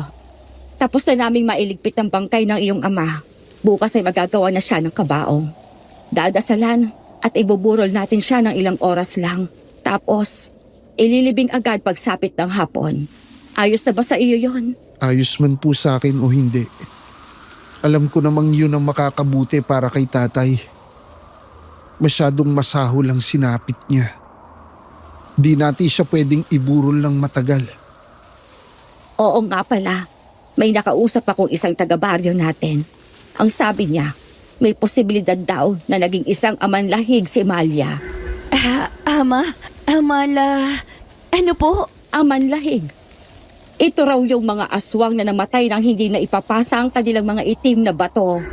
Pwede rin maging amanlahig ang isang taong namatay nang may kinikimkim na matinding galit. Bumabangon sila mula sa hukay upang tuparin ang kanilang misyon. Ipasa ang kanilang bato o patayin ang ginagagalitang tao. Sinasabi ko na nga be, dapat sinunog din si Mahalya ng patayin. May alam po ba kayo, Aling Gloria, kung paano patayin ng isang halimaw na bangkay? Hindi sigurado yung kabaryo natin kung paano. Pero may narinig daw siya na tubig ang posibleng paraan. Kapag nabasa raw ng tubig ang katawan ng isang amanlahig, nawawasak ito at nagiging tumpok na mga uod. Parang ang hirap namang paniwalaan nun, Aling Gloria. Paano matatalo ng tubig ang isang nanggagaliiting halimaw? Masyado na tayong maraming nasaksihang kababalaghan nitong mga nakaraan, Amparo.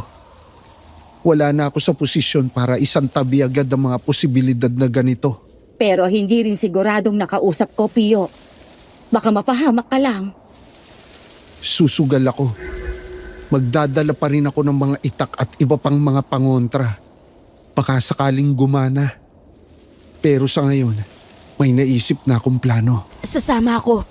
Igaganti ko rin si Lola Pilita. Pero Amparo, hindi pwede. Mapanganib na misyon to.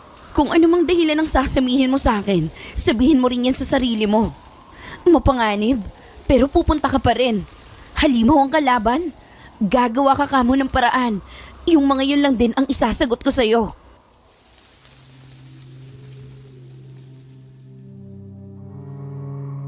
Wala nang nagawa si Pio. Umayag na lamang siyang sumama sa kanya ang kaibigan. Noon din mismo ay naganda sila ng itak at mga supot ng asin. Pagkatapos ay lumakad noong mag-aalas 3 na ng madaling araw.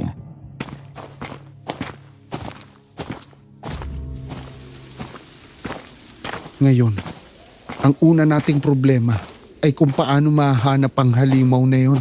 Kinukutuban ako, Pio. Palagi ko'y naroon lang siya malapit sa balon. Sa lugar na yun nakadikit ang sumpa sa baryo eh. Sige, subukan natin doon.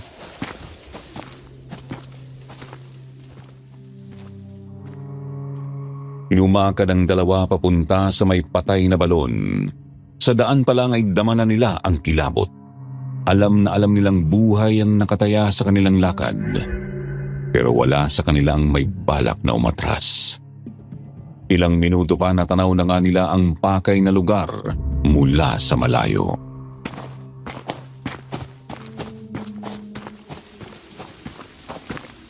Diyan na banda ang balon. Hindi ko makita dahil medyo madilim ang paligid. Pero malapit na tayo.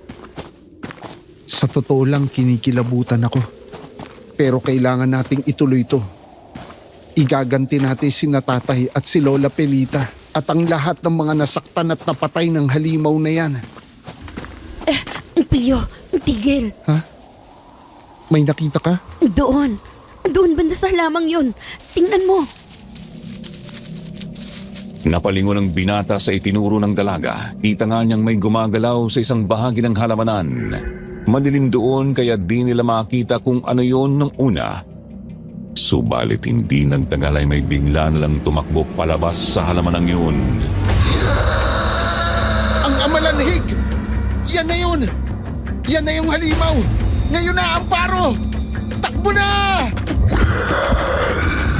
Kitang-kita ni Pio at Amparo ang isang nilalang na hawig sa nilarawan ni Aling Loriang. Isang bangkay na suotang punit-punit na damit ni Malia. Naaagnas ang katawan. Ang balat ay nakasabit na lang na parang kurtina sa kalamnan at buto nito. Nang tumakbo ito papunta sa kanila ay agad na ring kumaripas ang dalawa. Bilisan natin, Pio. Hindi niya tayo dapat maubutan.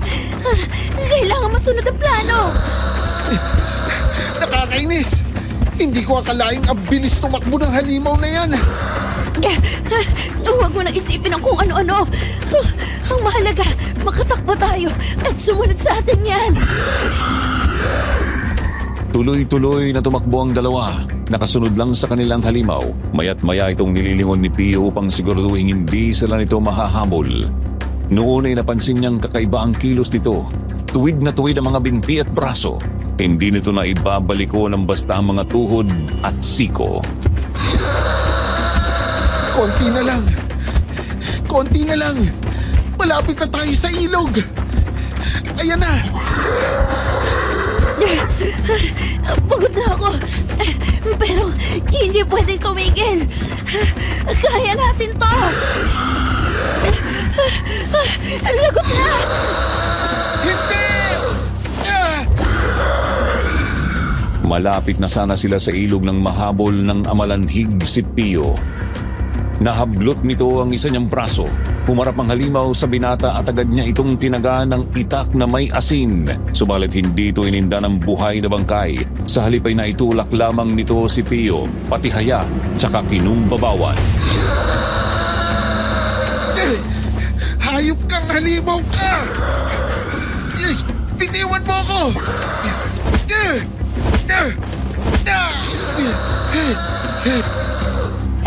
Pio, lumaban ka! Pumalag ka!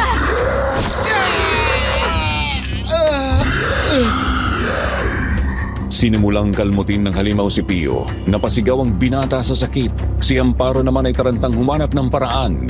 Nagpalinga-linga siya sa paligid hanggang sa may makita siyang medyo makapal na sanga ng puno. Nakakainis kang demonyo ka! Lintik!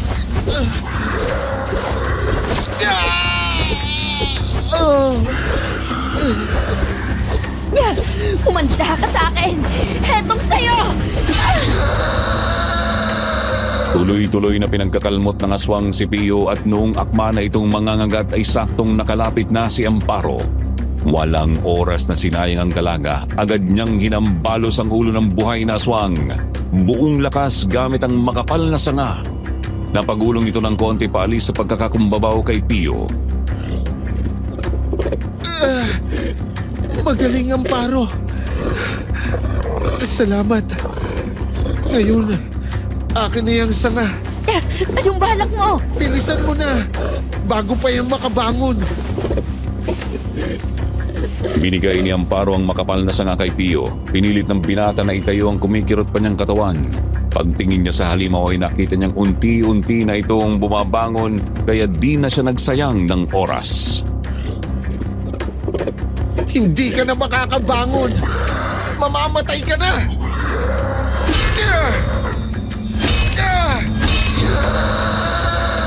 Hinampas ni Pio ng makapal na sanga ang aswang. Gumulong ito ng ilang metro. Inampas niya ito ulit at gumulong na naman ng ilang metro ang halimaw.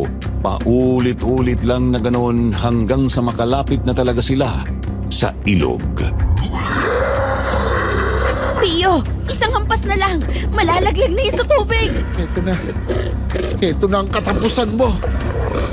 Ito na ang katapusan ng panggugulo mo sa amin.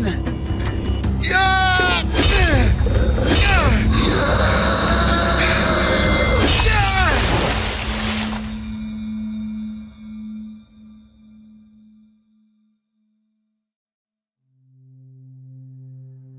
Sa huling hampas ay tuluyang nalaglag ang halimaw sa ilog. Kitang-kita ng dalawa kung paano itong magkakawag habang tinatangay ng tubig. Ilang sandali pa, nakita nila itong lumubog. Pagkatapos ay biglang lumutang ang laksa-laksang mga uod na inanod ng agos. Palayo.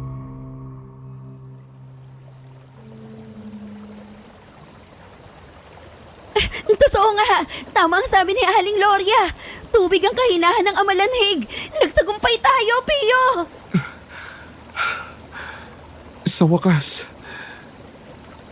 At tapos... Pio, anong nangyari sa'yo? Pio! Pio!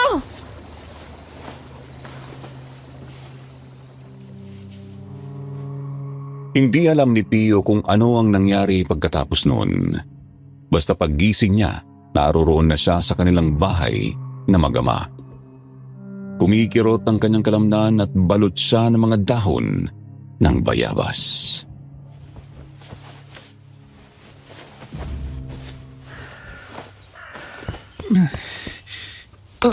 Aray! Ang sakit ng katawan ko. Huwag ka muna masyadong magalaw. Baka bumuka ulit yung kalmot ng aswang sa katawan mo. Malalim kasi yung iba eh. Anong nangyari? Tapos na ba talaga? Gaano ko katagal nawala ng malay? Halos 5 araw ka rin walang malay. Nailibing na nga namin si Kamauro eh. Tsaka, ayun, napatay mo nga ang aswang. Pero minabuti pa rin na maraming taga rito na umalis na. Ang mga kabaryo natin, aalis? Ang totoo, kahit ako iyon din ang pasya ko.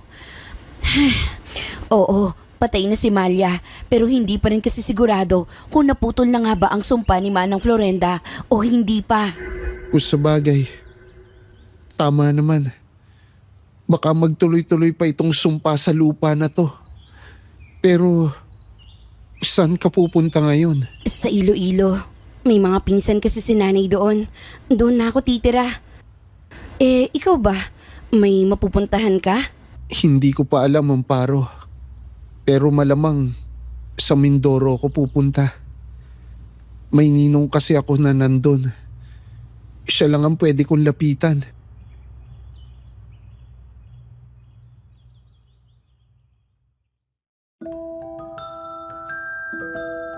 Naunang umalis si Amparo papuntang Iloilo. Si Pio naman ay naghintay muna ng sagot sa liham ng kanyang ninong. Pinadalhan siya nito ng pera kaya siya nakaluwas papunta rito sa Mindoro. Nagkasulatan pa ang magkaibigan ng mga ilang taon pagkatapos noon. Pero hindi na sila nagkita ulit. Nawalan na rin ng balita si Lolo Pio tungkol sa baryo. Ang huling nalaman niya, tuluyan na itong iniwan ng mga taga roon. At nilamon na ito ng mga ligaw na halaman at damo. Dalangin ni Lolo Pio, sana hindi na makapaminsala ang lumang sumpa na sumira sa kanilang buhay.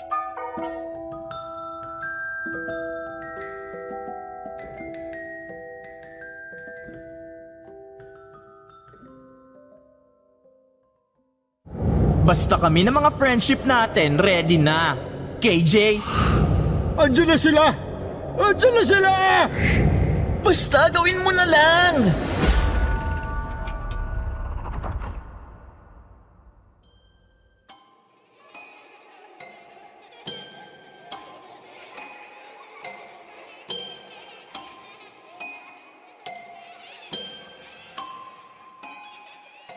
Isang napakaunlad na syudad ang Davao.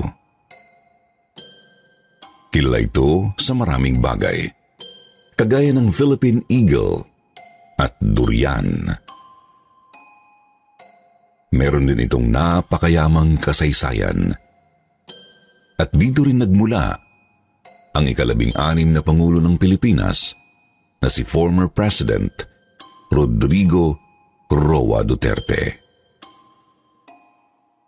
Gayunpaman, katulad din ng ibang mauunlad na syudad sa ating bansa, marami rin itong itinatagong mga kababalaghan.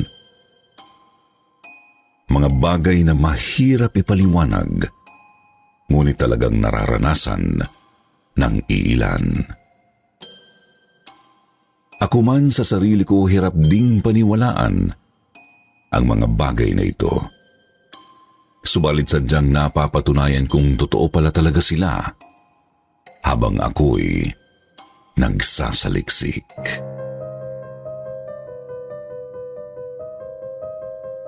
Magandang araw, kwentong takipsilim. Kumusta para sa lahat ng mga tagapakinig at kumusta rin po sa inyo, Sir Jupiter? Tawagin niyo na lang akong Lance, 28 years old, from Davao City. Senior web content writer po ako ngayon sa isang online company na nakabase sa UK. Pero journalism po talaga ang tinapos kong kurso noong 2016. At dahil sa kurso kong yun, kaya't may nahukay akong mga kakaibang kwento dito sa lugar kong Sinilangan.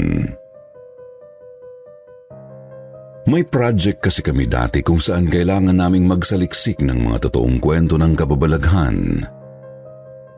Ang hindi ko alam, meron pala akong mahahanap dito lang mismo sa syudad namin. Nakalap ko ang mga kwentong ito matapos magsaliksik at kumausap ng iilang residente ng lungsod. Narito po ang 3 sa kanilang mga kwento. Dekada 90, nang maisip ng mga kabarkada ni Charlie, hindi na tunay na pangalan, na mag-overnight stay sa beach. 7 silang lahat noon. Napili nilang umupa ng isang beach rest house sa bandang southbound area ng syudad. Isang pa siyang labis nilang pinagsisihan.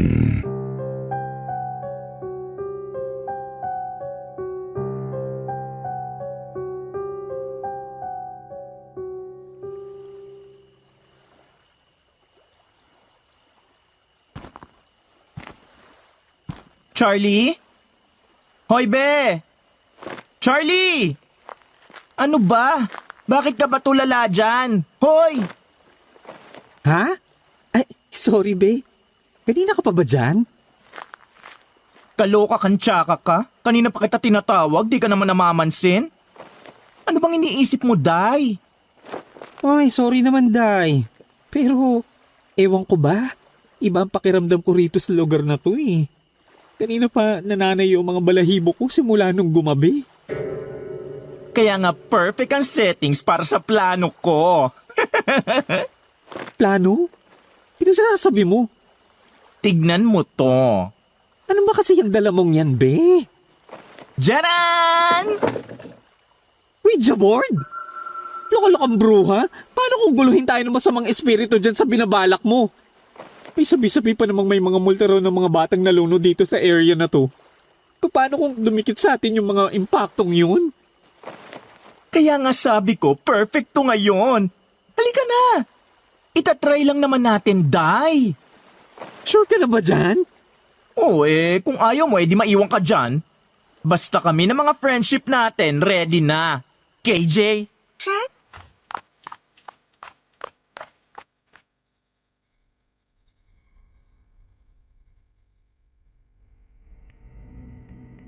Hindi pa man daw nagsisimulang maglaro ng Ouija board ay hindi na talaga mapakali si Charlie. Pero talagang mapilit ang kaibigan nitong si Mimi, maging ang iba pa nilang mga kasama. Kaya naman sumabay na lang din si Charlie at nagsimula nga silang maglaro. Pasado 8:00 ng gabi. Nilatag nila ang Ouija board sa may sala ng tinutuluyang rest house. Nakabukas ang pinto at tanaw ang baybayin.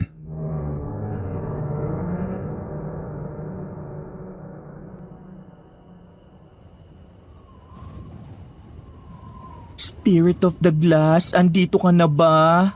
Spirit of the Glass, gusto ka naming makausap. Spirit of the Glass, andito ka na ba? Spirit of the Glass, gusto ka naming makausap. Spirit of the Glass, andito ka na ba? Spirit of the...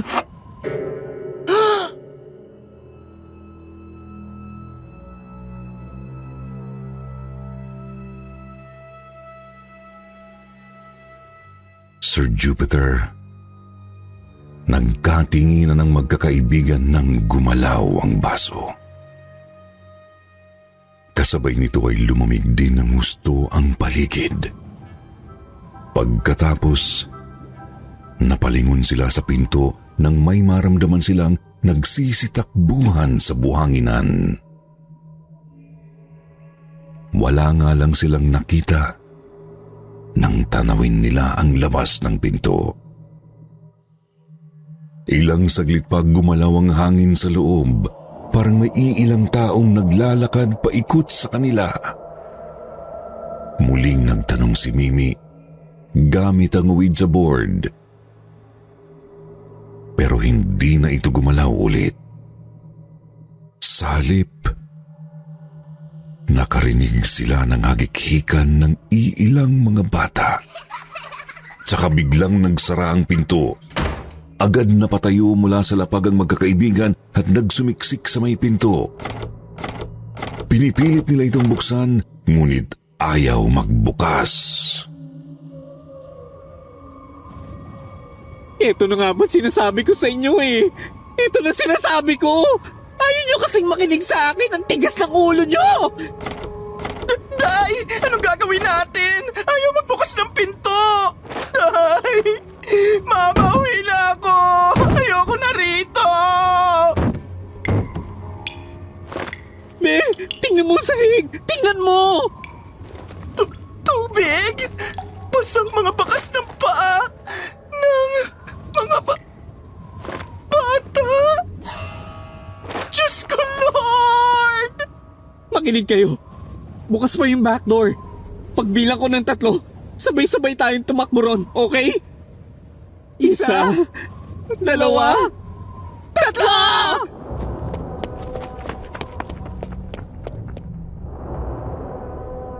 Mabilis na tumakbo ang grupo ni na Charlie palabas ng back door. Walang lingon silang nagtuloy-tuloy hanggang sa makalayo sa dalampasigan. Naiwan pa nga nila ang ilan sa kanilang mga gamit dahil sa pagmamadali. Tanging nadala lang nila yung mga bag nilang nasa sala. Habang tumatakbo, ramdam na ramdam daw nilang nasa likod lang nila ang mga batang multo. Dinig na dinig nila ang mga yabag ng maliliit na mga paang sumasabay sa kanilang pagtakbo. Dinig din nila ang patuloy na hagikhikan ng mga ito. Pero ayaw nilang lingunin at baka hindi na sila makaalis ng buhay. Mabuti na lang narating naman nila ng ligtas ang main road matapos ang ilang minuto ng pagtakbo. Tsaka na sila nakahinga ng maluwag ng makasampa sa dumaang jeep.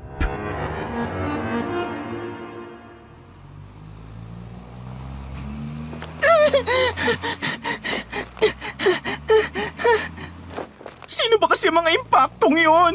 Bakit pa sila nanggugulo? Sa narinig ko, mga anak daw yun ng mga turista sa lugar. Mga batang namatay dahil sa pagkalunod. Tapos, ayun, hindi na natahimik. Eh alam mo na palang may ganun dun, ba't hindi ka kumontra na mag-decide tayong dun mag-overnight? Mali ko bang totoo yan at mali ko bang may bala ka palang magtawag ng mumu? Gaga ka? Ako pa talagang sisisihin mo? Sorry naman, Day. Di ko naman kasi akalaing totoo pala mga ganun eh. Katuwaan lang naman dapat yun. Hayaan mo na. Ang mahalaga, nakaalis tayo ng buhay.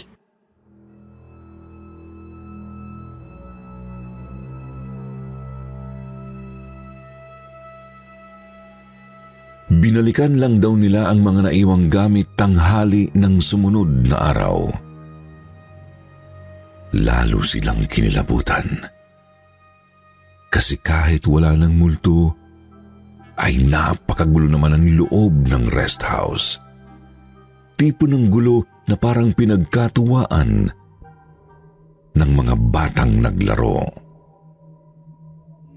Simula noon, hindi na raw bumalik sina Charlie sa nasabing rest house, Sir Jupiter. Nag-iingat na rin sila sa pagpili ng binabakasyonan at sinisiguradong nagbabasa o nakikinig muna sa mga reviews ng mga nakapunta na.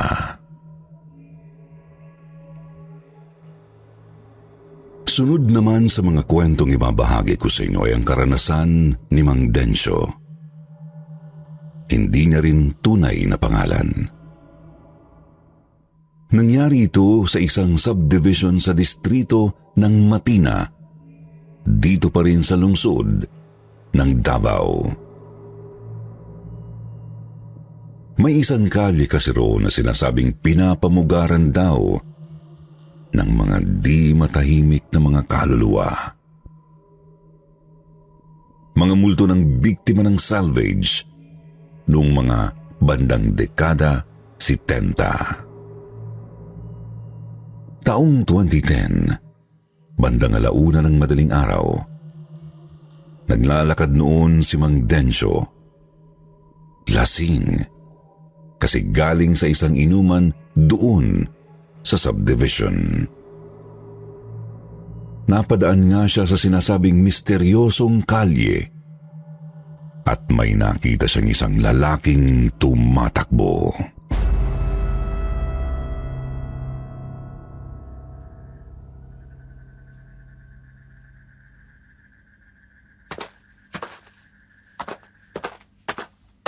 Lagot na naman ako kay misis nito. Wala eh. Napasarap tayo. Kaya inabot na naman ng 1:00. Di bale na. Babawi na lang ako. Tulang! Saklala! Tulang! Ano yun? Ba't tumatakbo yung isang yun? Tulungan mo ako! May humahabol sa akin! May humahabol sa akin! Ano? Wala namang umabot sa'yo ah! Andiyan na sila! Andiyan na sila! Diyos ko! Tulungan niyo ako!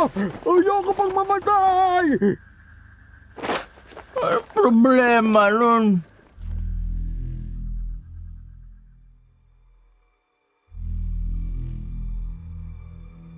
Takang-taka si Mang Densyo kung bakit takot na takot ang lalaki habang tumatakbo. Gayong wala naman siyang natatanaw na humahabol dito. Hindi naman daw mukhang baliw kasi maayos naman ang pananamit. Nakamaong at asul na polo.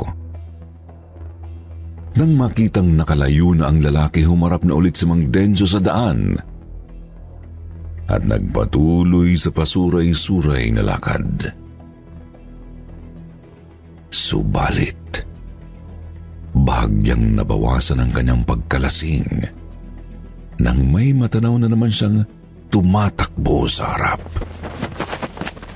Gaya ng nauna, nakaasul ulit ito at nakapantalong maong. Nang makalapit, nalaman niyang ito rin mismo ang nakita kanina.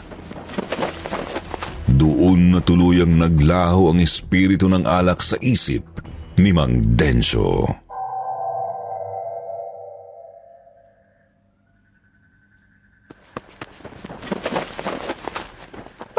Hayop? Namamalig-mata ba ako? Siya rin yung kanina. Umikot ba siya kung saan? Pero ba't ang bilis naman yata? Tulang! Suklala! Tulang! Tulungan mo ako! May humahabol sa akin! May humahabol sa akin! Teka, hoy! Ano ba nangyayari sa'yo? Ikaw rin yung kanina, di ba? Paano ka? Andiyan na sila! Andiyan na sila! Teka, kumalma ka nga. Ano ba kasing nangyayari sa'yo? Paano kita matutulungan kung hindi kayo hinahon? Diyos ko! Tulungan niyo ako! Ayaw ko bang mamatay! Hoy! Bumalik ka nga rito! Pare! Tutulungan ka naman, ayaw mo namang huminahon. Leche, naglaho pagkalasing ko sa'yo.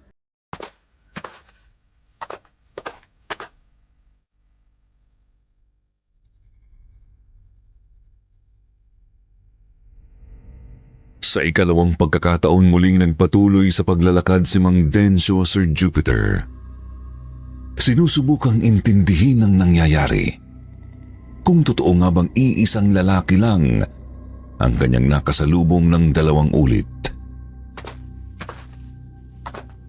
Hanggang sa tuluyan na siyang nakaramdam ng kilabot nang matanaw ulit ang tumatakbong lalaki sa kanyang harapan.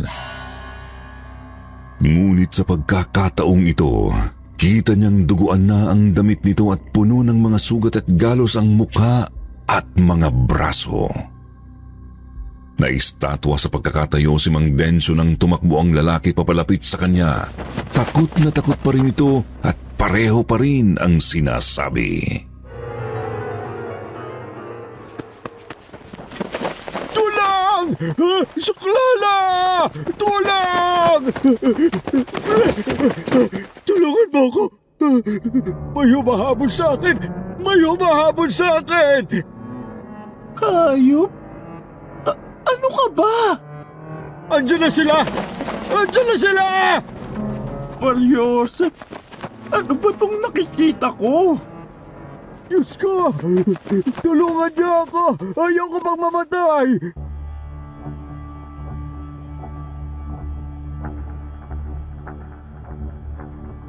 Nanginginig na naglakad ulit si Mang Densyo. Ang nasa isip lang niya noon ay gusto na niyang makaalis agad sa kaling yun at nang makauwi na. Ayaw na niyang makasalubong ulit ang kakaibang lalaki lalo pat alam na niyang hindi ito pangkaraniwan. Subalit hindi pa man siya nakakalabas sa kalye ay natanaw na naman niya ang lalaking tumatakbo. Nagsusumigaw ulit ito ng saklolo. Ngunit tanaw niyang naaagnas na ang mukha nito. Halos naliligo na rin sa dugo ang buong katawan at hindi na lang basta may dugo ang damit. Hindi na kinaya ni Mang Densyo ang takot kaya't napatalikod na siya at mabilis na tumakbo. Dinig niyang nakasunod lang sa kanya ang lalaking nagsusumigaw pa rin ng saklolo. Kaya lalo pa niyang binilisan ang pagkaripas ng takbo hanggang sa makabalik kung saan nakipag-inuman. Doon niya kinausap ang anak ng kanyang kumpare na nagliligpit ng mga bote. Sabi nito, malamang araw na multo ng biktima ng salvage ang nakita ni Mang Densyo. Isa sa mga kaluluwang hindi matahimik simula pa noong dekada 70. Kaya naman, hindi na ulit nagpagabi ng mag-isa si Mang Densyo sa nasabing kalye.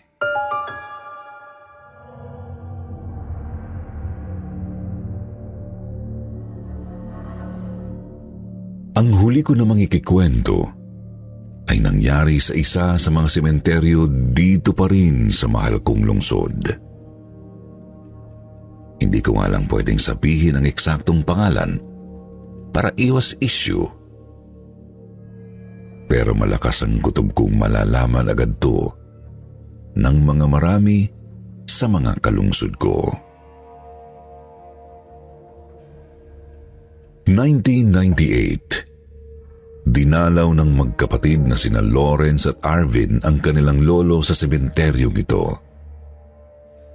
Bandang 6:00 na ng gabi sila nakarating kasi pareho pa silang galing sa eskwela.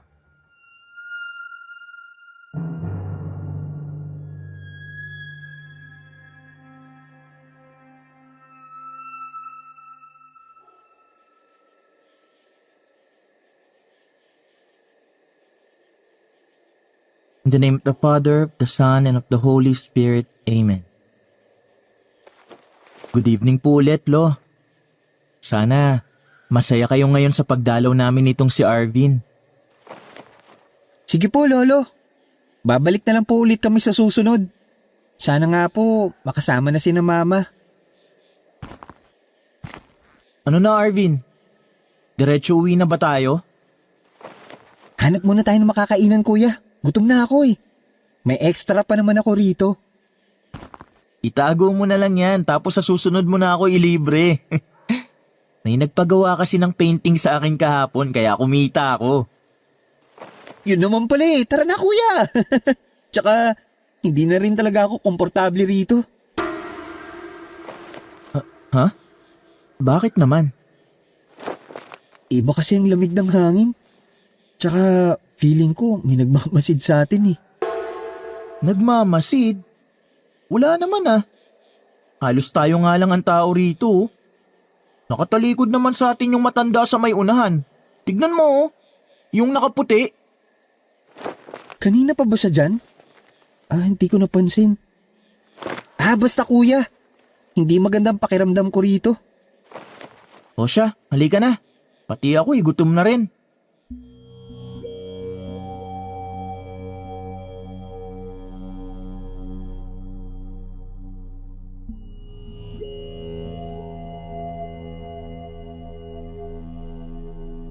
Nagsimulang maglakad ang magkapatid palabas ng sementeryo, Sir Jupiter.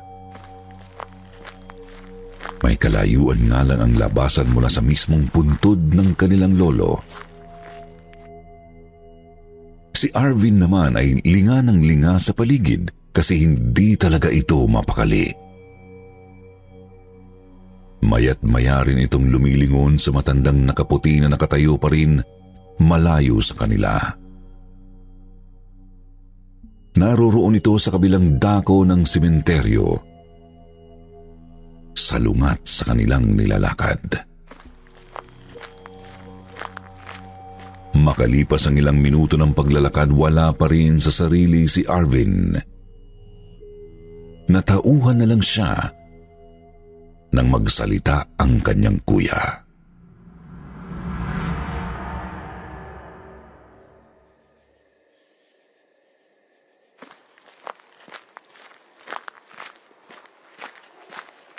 Arvin, ba't parang hindi natin nararating ang labasan? Arvin! Kuya, may sinasabi ka? Kako, bakit parang hindi natin nararating ang labasan? Anong ibig mong... Kanina pa tayo lakad ng lakad eh. Ang layo pa rin ang labasan oh. Tapos kung titignan ng daan, napakahaba pa rin. Tingnan mo. Oo nga no. Sabi ko naman sa'yo kuya eh. Hindi talaga maganda ang pakiramdam ko rito ngayon. Hanggang ngayon nga, ramdam ko pa rin yung nakamasid sa atin. Teka nga, saan ba kasi yan nagmamasid na yan? Hindi ko matukoy kuya. Basta. Parang nasa likod lang natin eh. Nasa likod? Yung matanda pa rin naman ang naroroon eh.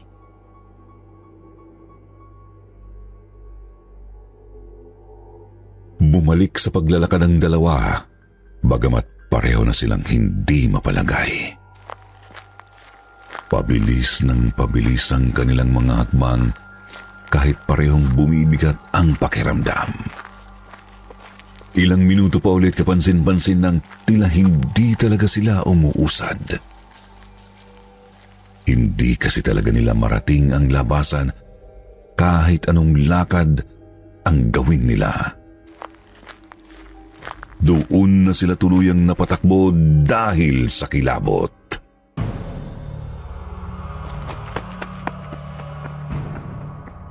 Kuya, ano ba nangyayari? Pinaglalaroan na ba tayo ng kung anong maligno? Hindi ko rin alam, Arvin. Wala naman ako alam sa mga ganito eh. Makakaalis pa kaya tayo rito? Basta, ituloy lang natin ang pagtakbo. Sana may himalang mangyari at makatakas tayo rito sa kung ano man to. Sana! Tuloy-tuloy na tumakbo ang magkapatid Sir Jupiter. Ang kaso, hindi po talaga sila nakakarating sa labasan. Hanggang sa namalaya na lang nilang babalik na pala sila sa puntod ng kanilang lolo. Natanaw kasi nila ang iniwan nilang kandila at mga bulaklak, pati na ang matanda sa may di kalayuan. Doon na sila hingal na napahinto para magpahinga.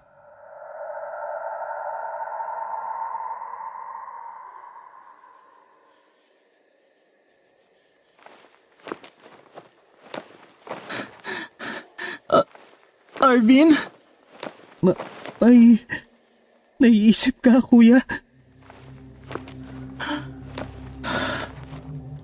Lapitan kaya natin yung matanda. Kuya, ewan ko lang ha, pero palagay ko, masamang ideya yan eh. Wala naman tayong ibang mahihinga ng tulong dito eh. Lapitan na lang natin. Kaysa naman hindi na talaga tayo makaalis dito. Ikaw bahala.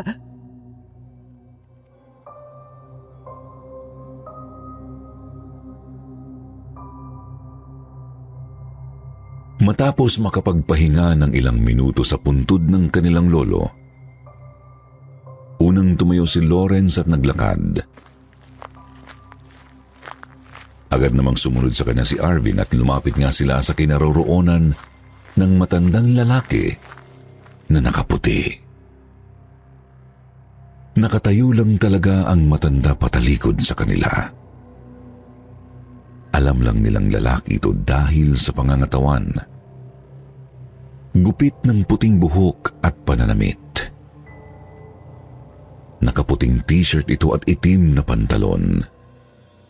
Halata ring matanda kasi nakabako at kulubot na rin ang balat sa bandang batok at mga braso.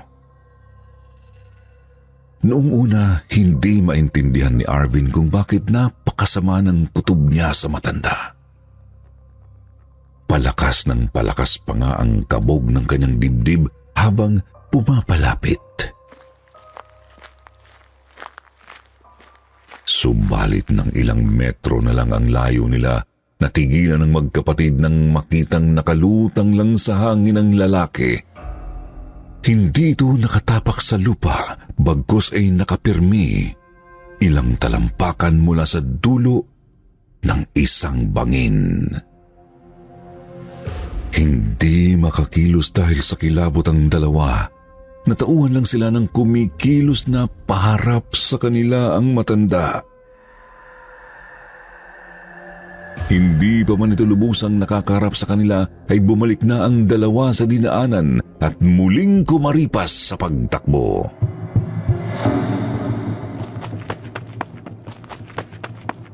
Lintik! Lintik talaga! Ano yun? Multo? Hayop! Sabi ko naman sa'yo, kuya eh. Sabi ko naman sa'yo.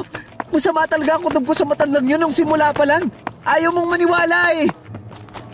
Minamaligno nga yata talaga tayo, Arvin. At baka yun din ang dahilan kung bakit hindi tayo makalabas dito. Anong gagawin natin kung ganun? Ewan, hindi ako naniniwala rito. Pero bahala na. Ano? Balik na rin natin ang mga damit natin. Anong connect doon sa nangyayari sa atin? Ang sabi kasi ng mga matatanda, Kapag naliligaw o pabalik-balik sa dinadaanan, pinaglalaroan nga raw ng kung anong elemento. Mawawalan daw ng bisa yung kapangyarihan kapag binaliktad ng biktima ang sariling damit. Sigurado ka ba dyan? Basta gawin mo na lang!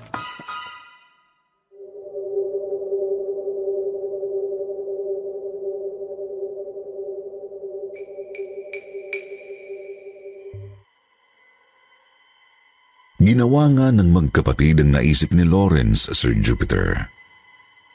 Huminto sila sa pagtakbo at binaliktad ang kanilang damit. Wala naman silang napansing kakaiba sa daan. Ngunit muli silang naglakad papuntang labasan. At doon ay nakalabas na rin sila ng sementeryo. Hanggang ngayon ay hindi pa rin naiintindihan ni Lawrence at Arvin ang nangyari. Mabuti na lang at hindi na ito naulit sa sumunod nilang punta sa puntod ng kanilang lolo. Gayunpaman marami silang naririnig na meron nga raw mga nakakakita sa matandang nakalutang sa harap ng bangin. Sir Jupiter, lilinawin ko lang po. Hindi ko layuning sirain ang Davao City. Sa katunayan, proud na proud po ako sa lungsod na kinalakhan ko. Sadyang meron lang din talaga itong tinatagong mga kakaibang bagay. At sa palagay ko ay magandang marinig nyo rin.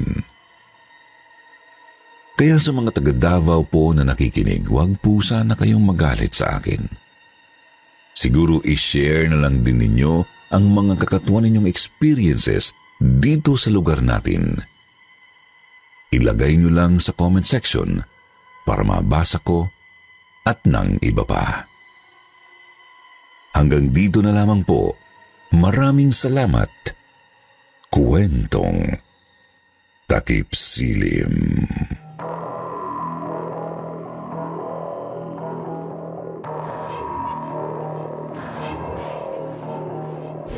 Nagustuhan niyo po ang aming mga kwento, follow niyo kami sa isa pa naming horror podcast na Sityo Bangungot. Sityo Bangungot. Ang horror podcast na magpaparelax at magpapatulog sa inyo. Huwag niyong kalimutan, Sityo Bangungot. Click the link in the description.